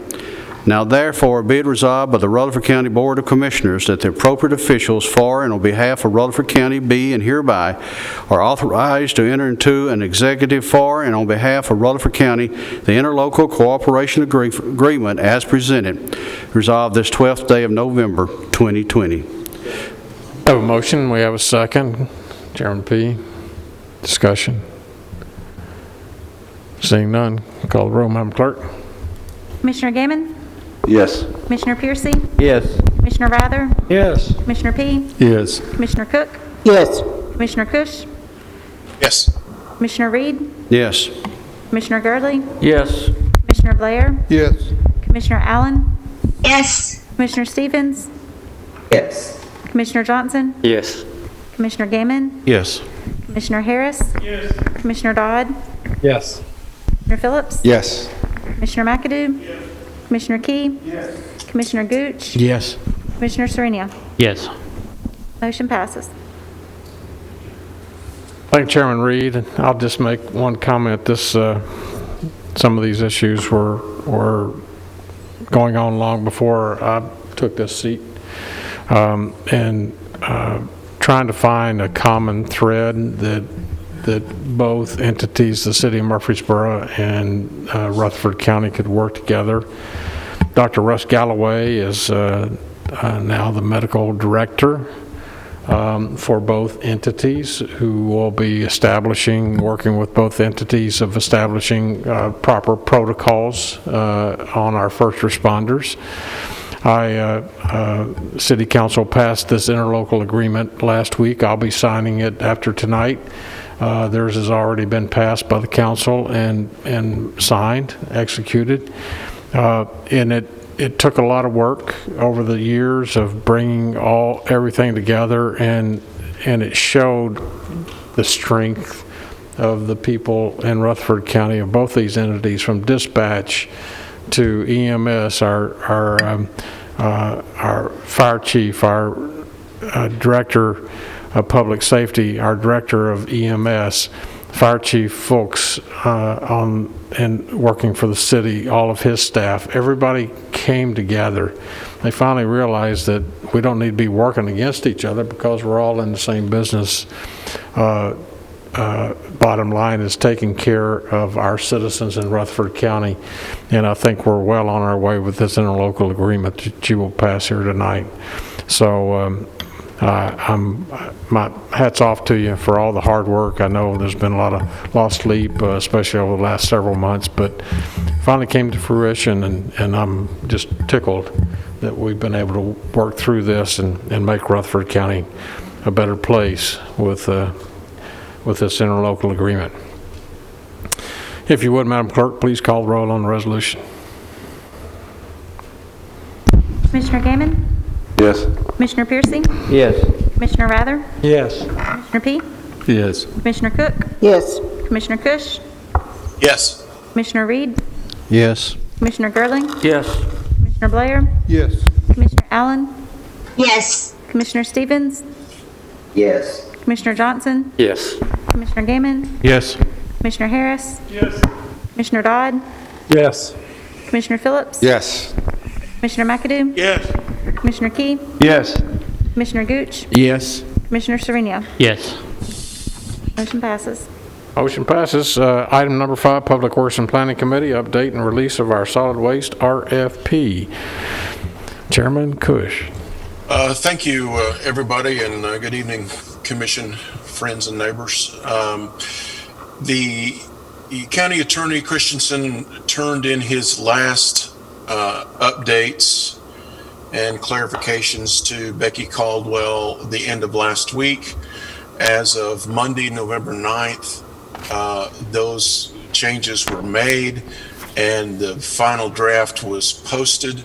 Approximately 30, it's approximately a 33-page document, and it has already gone out to about 30 proposed technology / vendors, with a few more to go in the mailing process. Those RFPs are due back on February 15th, and then the fun begins. So that would conclude my update, Chairman, and if I will entertain any questions. Any questions for Commissioner on the RFP? Thank you for your hard work, Commissioner, on that. That's through the process of the RFI, the RFP. It's been a long process, but I think we're well on our way of addressing our solid waste stream, and excited about what will come in the spring. So thank you so much for your report. Steering Committee, no report. Commissioner Harris, no report. All right. Under other business, under item M, debt obligation, I'll call on Finance Director Nolan, if you could give us an update on our debt obligation. What should be on your iPad is our report on debt obligation, and this is the report on our last refunding that we did. We refunded some 2012 and 2013 debt issues. The amount of the bonds was $64,100,000. Our bids, we had, seven organizations bid on these refunding bonds. They're taxable, and the true interest rate that we got was 1.3151. So what does that mean? That's pretty awesome. Yeah, that's pretty good. I think when we were talking, Commissioner Dodd said I had him at $3 million. When we were discussing whether or not to do it, the savings was $3,970,631. So when we refund this debt, we don't extend the time of the debt. We just redo, for the same period of time. So this is about 12 years of the debt, and it works out to about $331,000 a year for the next 12 years on the savings. So that was what my report was. And Commissioner McAdoo, I'm not sure what you were looking for. That's why I ran for the computer. Is pretty much, what have we done? We did the refunding, and we also issued with premium and all, is over $100 million. We increased our principal outstanding from what we've done at the beginning of the year and what we will ultimately retire, refund, by the end of this year, our debt will have increased almost 13%. We started the year with $439,745,000. We issued $154,470,000. We refunded $60,400,000, and our planned retirement this year is $37,415,000. Our principal outstanding balance at the end of this fiscal year is $496,400. So our Mr. Gurley. The bottom line, our debt at the end of this year will be what now? $496,400,000 as principal.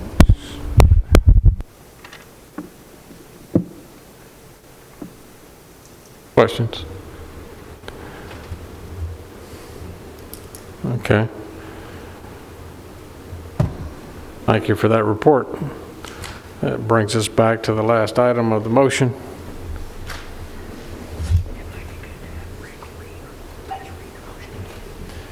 Commissioner Reed, if you would like to read your motion again.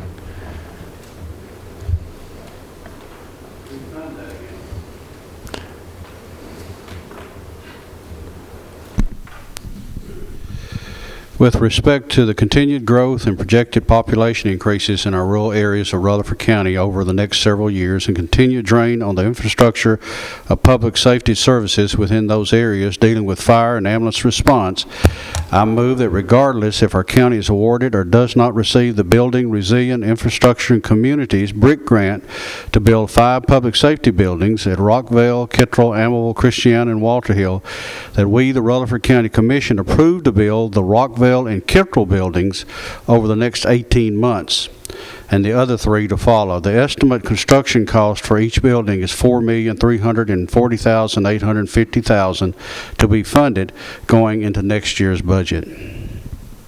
Mr. Chairman, I move. That was already a motion, and we already have a second on that motion. Am I correct, Council?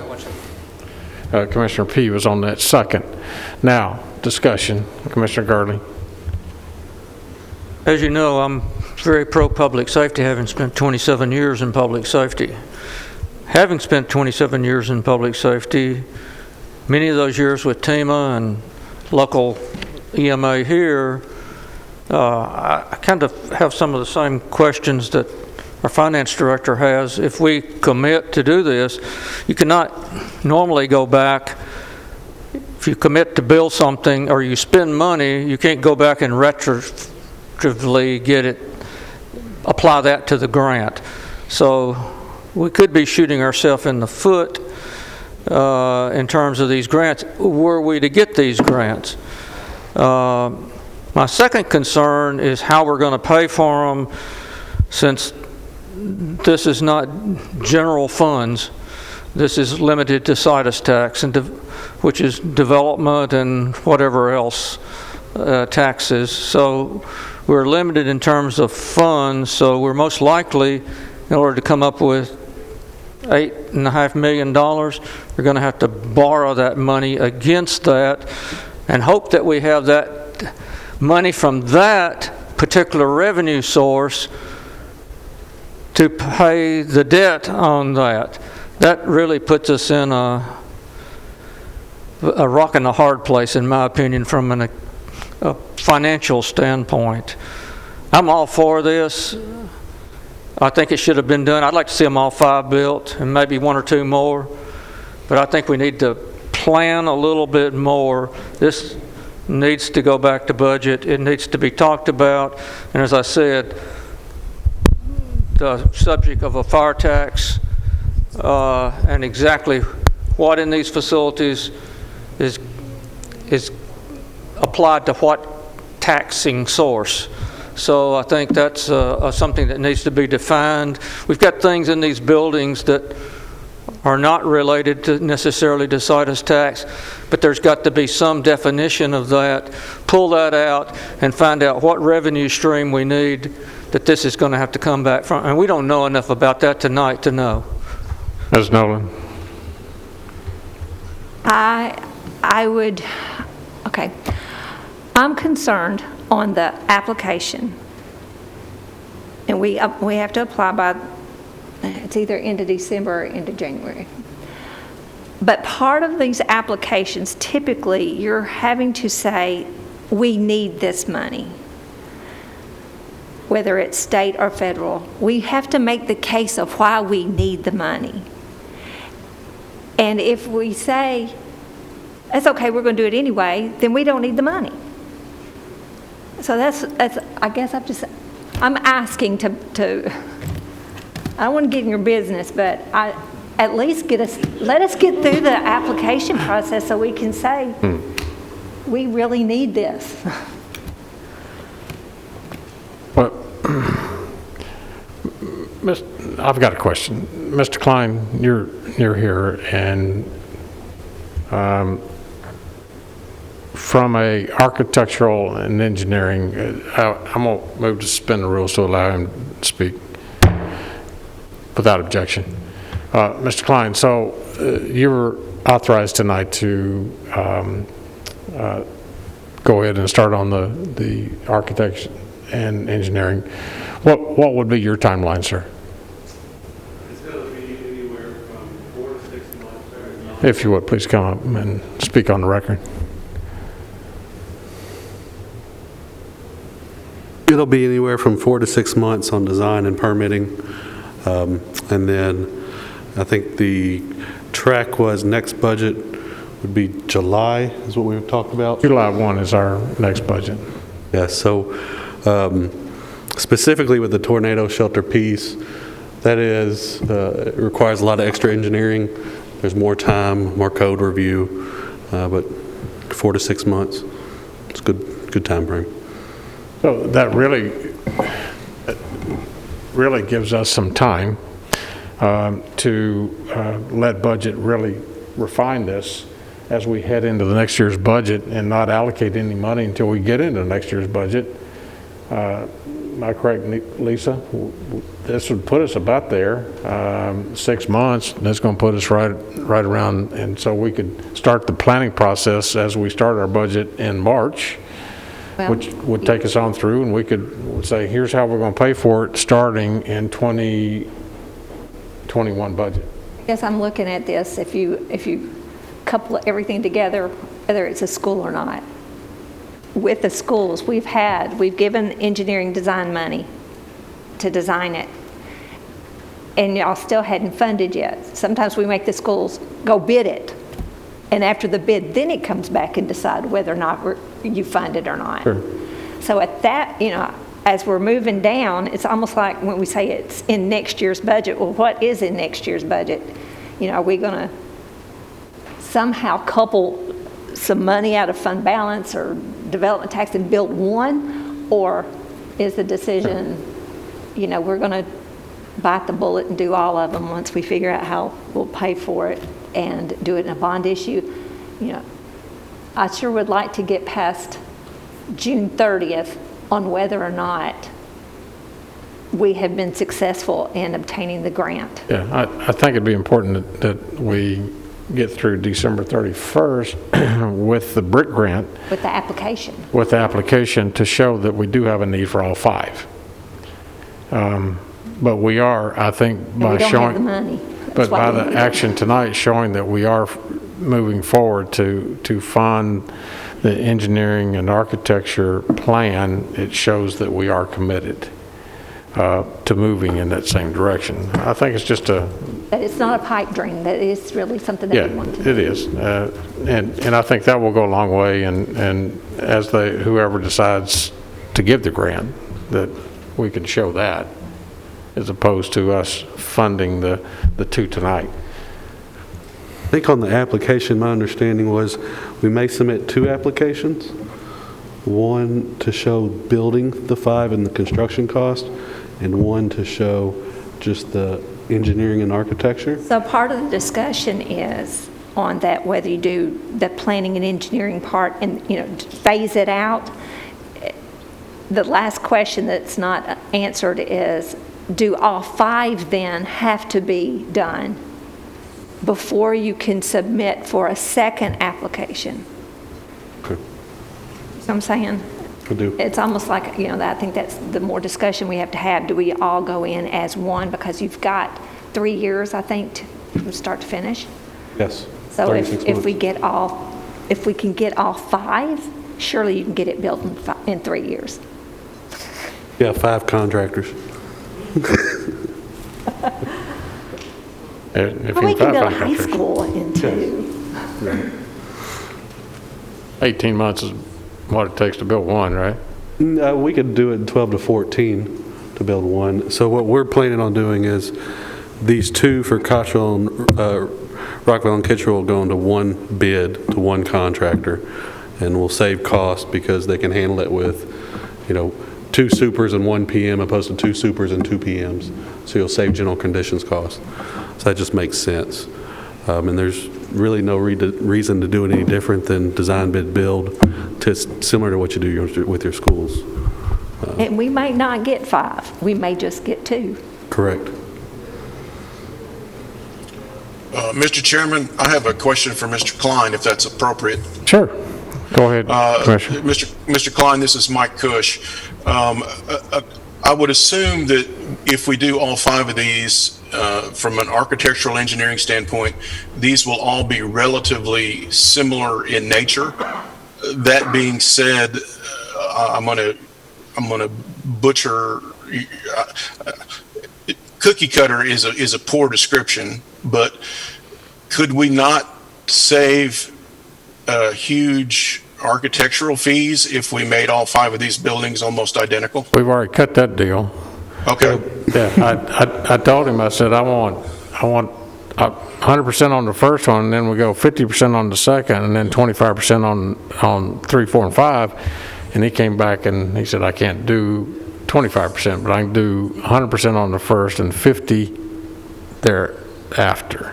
So he cuts it in half because it is a replication of each design. It's just the environmental and geotech services would be different. We still have to build it, and we still have to have a civil engineer, so every site's different. Yeah. But yes, you're saving quite a bit. Yeah, from the ground below, it's different. Yeah. Correct. Yeah. Okay, any questions for Mr. Klein while he's here? If not, thank you, Mr. Klein. We'll come back into session. Commissioner Cook.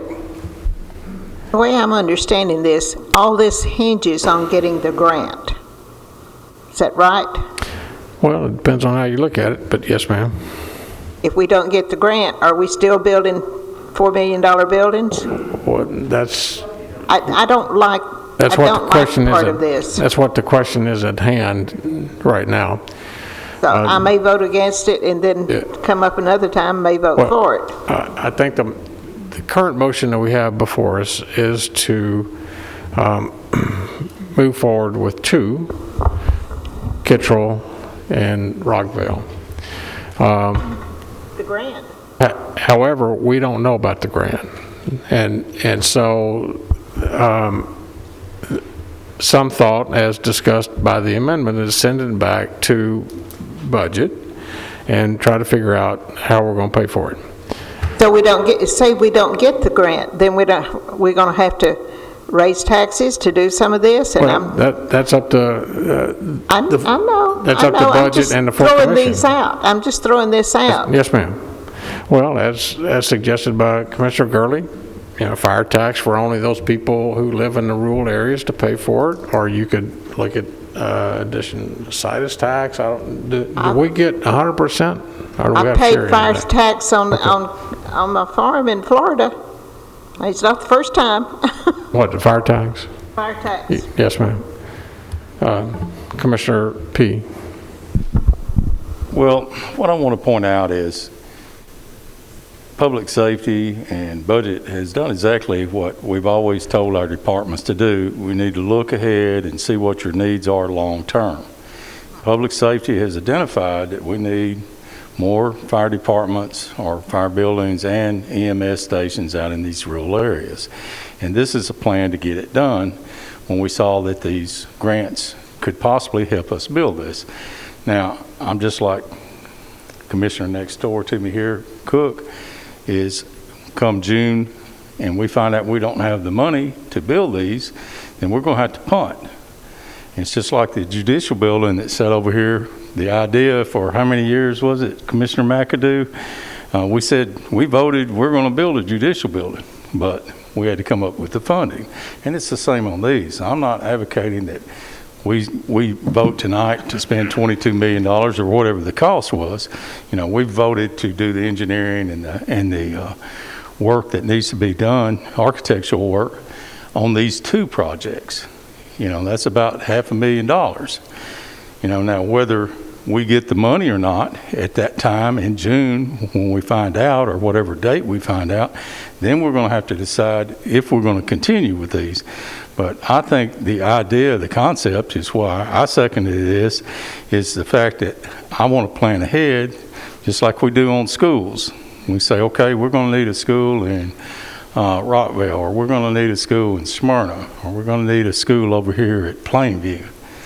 You know we have these needs, and to me, what this vote is saying is, we see the needs, we're going to agree that we will build these buildings in the future.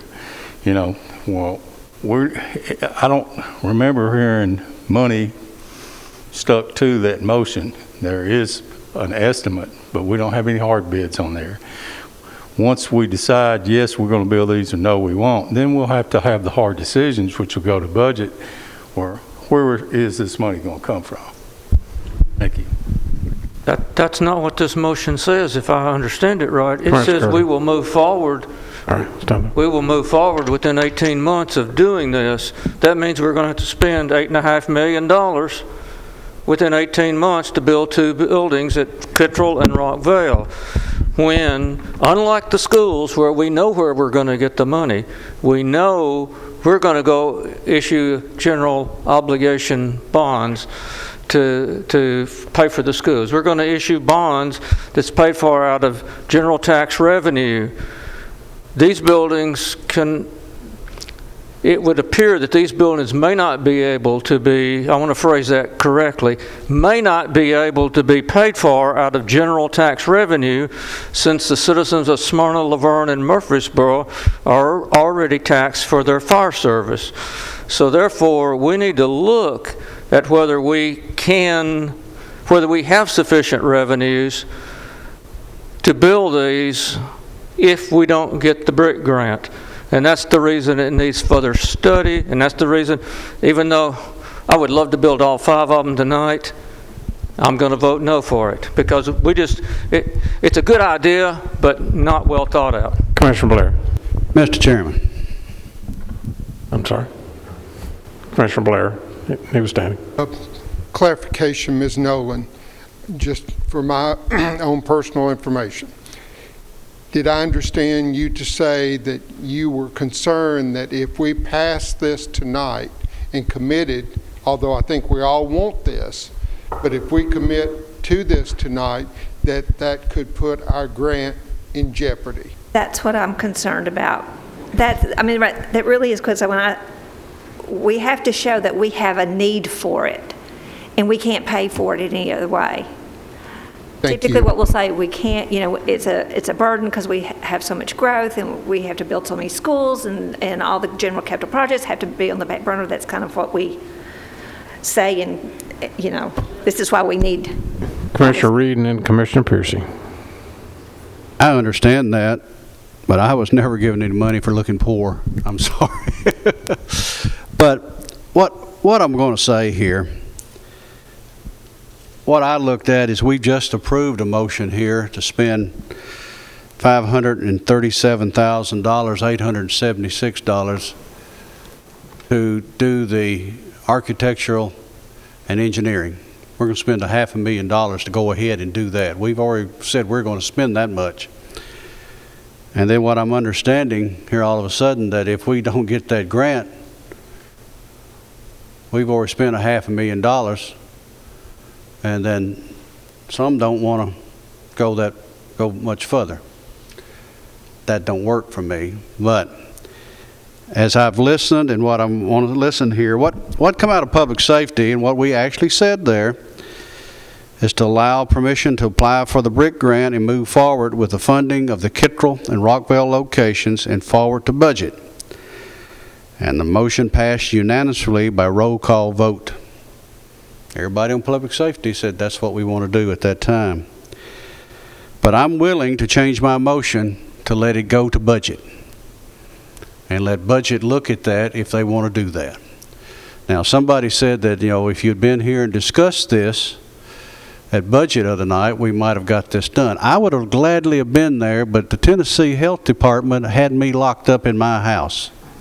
I was in quarantine, and I couldn't have been here, and I couldn't have argued it the way I wanted to argue it. But it seems like that's going to be the only way I'm going to get this to go that way. So I'll make that motion. If I could just change, can I change my motion? I'll withdraw mine. I think the question that I have is, I think you were on the prevailing side of the motion that Mr. Stevens made to commit it back to budget. You said no on that, right? Well, I think you can amend your motion now to do just that. And what I'll basically say is for that motion to be sent to budget for their discussion on how to pay for it. All right. Is there a second? Second, Commissioner McAdoo. Discussion. Mr. Chairman, Mike Cush here. Commissioner Cush. Yes, Chairman Reed, the $500,000 plus that we are agreeing or would agree to spend on architectural engineering would not be money wasted. I get the sense that all the commission, or the majority of the commission, agrees that at some point in time these all need to be built. So you can take that engineering and design, $500,000 spent on the two, and whether they get built in 4 months from now, a year from now, or 3 years from now, we will already have the design, architectural engineering paid for. So that's an investment up front. We're not saying we're not going to build these 2 or 5. It just may not be at the time frame that you particularly would like to have it done at. So that's an investment on the design. And that's all I had to say about that. I do have one other quick question, Mr. Chairman. Is to explore Commissioner Gurley's inquiry about a fire tax. Would budget be the appropriate committee for that to be explored? And if so, I would make a recommendation that budget create a subcommittee, a fire tax subcommittee, and perhaps Commissioner Gurley would like to volunteer to head that committee and research ways to see how a fire tax, if it could come into play for us. That's all. Well, we're council's looking to see if that goes to steering or to budget. He's looking at the rules. Mr. Chairman, let's continue with this vote. I'm sorry? Have the fire tax discussion later. Exactly. We have a motion. We have a second. Discussion on the motion. Commissioner Piercy. We beat this to death, but I still think we've got the cart out in front of the horse. Now, I can understand Pettus's excitement and Mr. Peay's excitement about getting this started and getting it built. If we was going to put one in District 2, I'm sure I'd be in their seat. But listen to your finance director. She's done told you it could possibly jeopardize the grant money. Your architect told you to be 6 months before he'd have his stuff ready to build. You're looking at what, June on the grant? You got 2 months right there. You got Thanksgiving and Christmas. You won't even think about it them 2 months. Back up, rescind your motion and your second, and wait till she lets you know about the grant money. No, he's wanting to go forward now with 2. No, he's going to go back. He's amended his motion to send it back to budget. Well, it'll come back to budget next month, and then you'll be looking for an answer in December. So that still don't gain you but 30 days. Back it up. Back it up to the end of the grant time and then go forward. And then we'll be in the clear. That would give us time on budget to maybe search to build one in Mr. Gurley's district too, or all 5, on where the money's going to come from. But back it up. It'll solve all these problems. Well, thank you.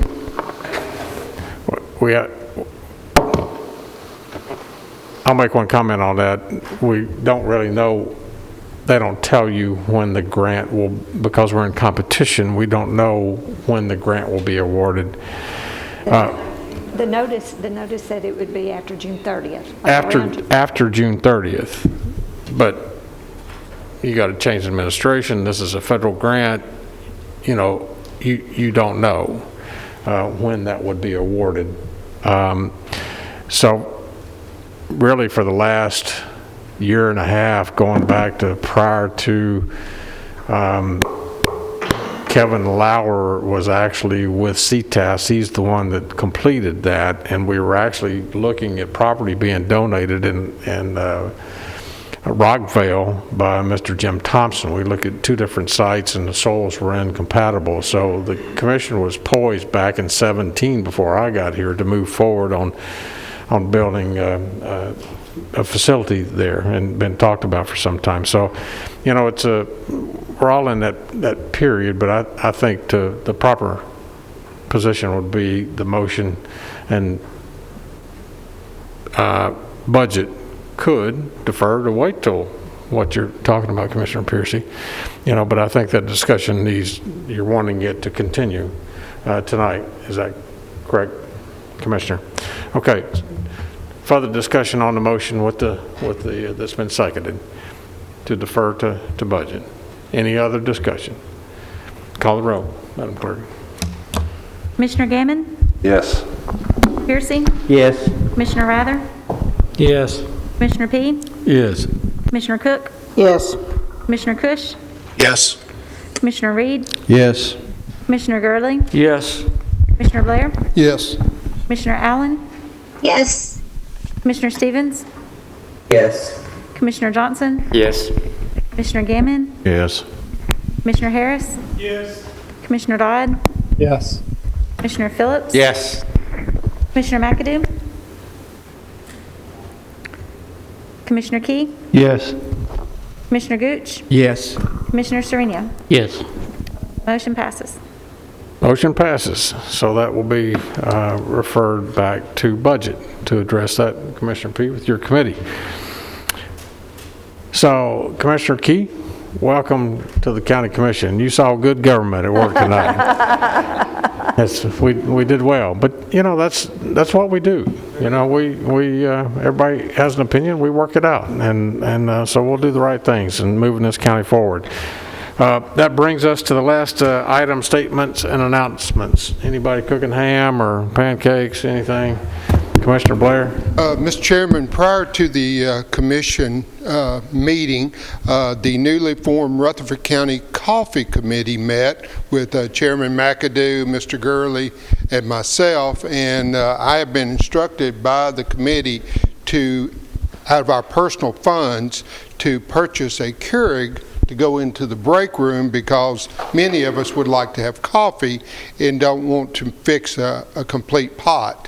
So I will be purchasing a Keurig, and hopefully other members, if you want to, I'll send the what I spend on it to Miss Rachel, and if anybody wants to contribute towards it. Sure. And then from time to time maybe bring some of the little Keurig cups for commissioners to enjoy coffee during the commission meeting, with no expense going to the taxpayers. Well, that's a very good move.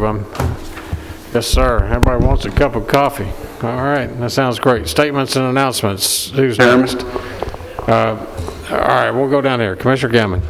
Laverne's having a ham breakfast Saturday morning. This Saturday? At Laverne Rescue from 6 to 10. Also, I wanted to make a comment. If I know Mayor Allen did this a few times. When we get into some discussions like we did tonight, I do not know why I have to be the first one to vote. So maybe we need to start at 21 every once in a while. Okay, Commissioner Cook and then Commissioner Peay. Oh, you got the ham breakfast, is that it, Commissioner Cook? Commissioner Peay? Well, I'm going to recommend you go to Laverne this Saturday and eat ham breakfast with them. But on the 21st, the following Saturday, come out to Kittrell. We're having a ham breakfast out there. Also pancakes for you guys that don't like ham.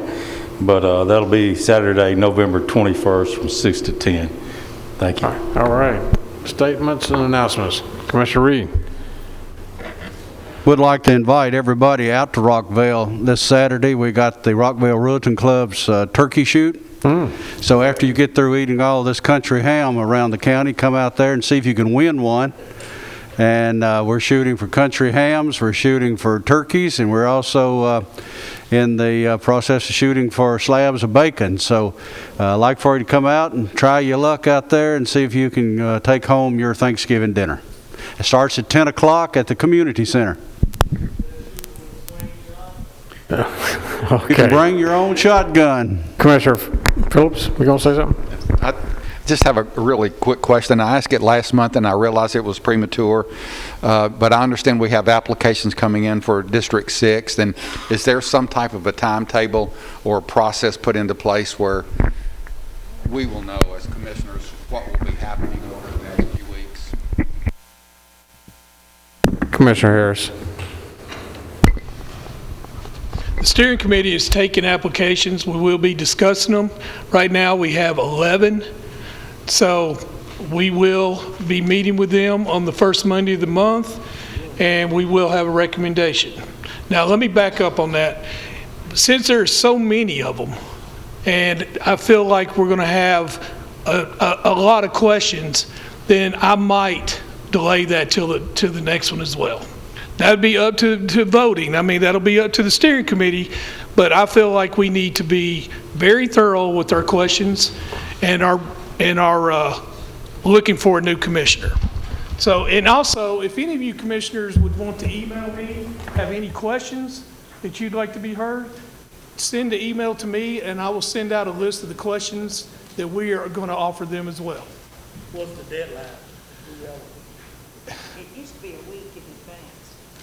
Yeah, we'll have to announce it. So we'd have to have a week for the public to announce a meeting. I'm not saying that will happen. I'm just saying that is a possibility. Unless the county attorney is against that. I missed the last part of that, but let me just state that it was announced officially today because the vacancy occurred today, and so it was announced at this meeting that it's now vacant. Then there's an application process for the steering committee that Mr. Harris just described. The mayor's office will work to get something in the newspaper when it comes time to get on the county commission agenda. Now, if Mr. Harris's committee has to do 2 committee meetings to do all the interviews, it might not be till January before you see this on the commission agenda. But the law requires that we give a certain amount of notice before it's actually on the commission agenda. So I can work with Mr. Harris and the mayor's office on when that would occur. All right. Commissioner Allen, statements and announcements. Thank you, Mr. Chairman. The Smyrna Senior Citizen Center is having a spaghetti supper on Saturday. It's from 11 to 2, and they're doing a drive-through format. So they would certainly appreciate your support if you could come by on Saturday. Thank you. Okay. Commissioner Rather. Leanna has no ham breakfast. We're not shooting turkeys or anything else. I do want to say, I sent an email, Rachel Westhart sent an email out for me because I'm technologically challenged about the Leanna issue that's going on. And I appreciate the phone calls, and I particularly appreciate the particular commissioners actually showing up to a meeting that the application got pulled 50 minutes before the meeting started Monday night. So I appreciate the involvement and being willing to be aware of what's going on in somebody else's commission. That was one thing. The other thing was I want to thank Chairman Harris He's already on top of the game. We're presenting questions to him. Chairman Reed's been involved in some comments. Several people on the steering committee have been involved in comments. So we're trying to get organized and so we're not all asking the same questions, and we just know what our talking points or questions are.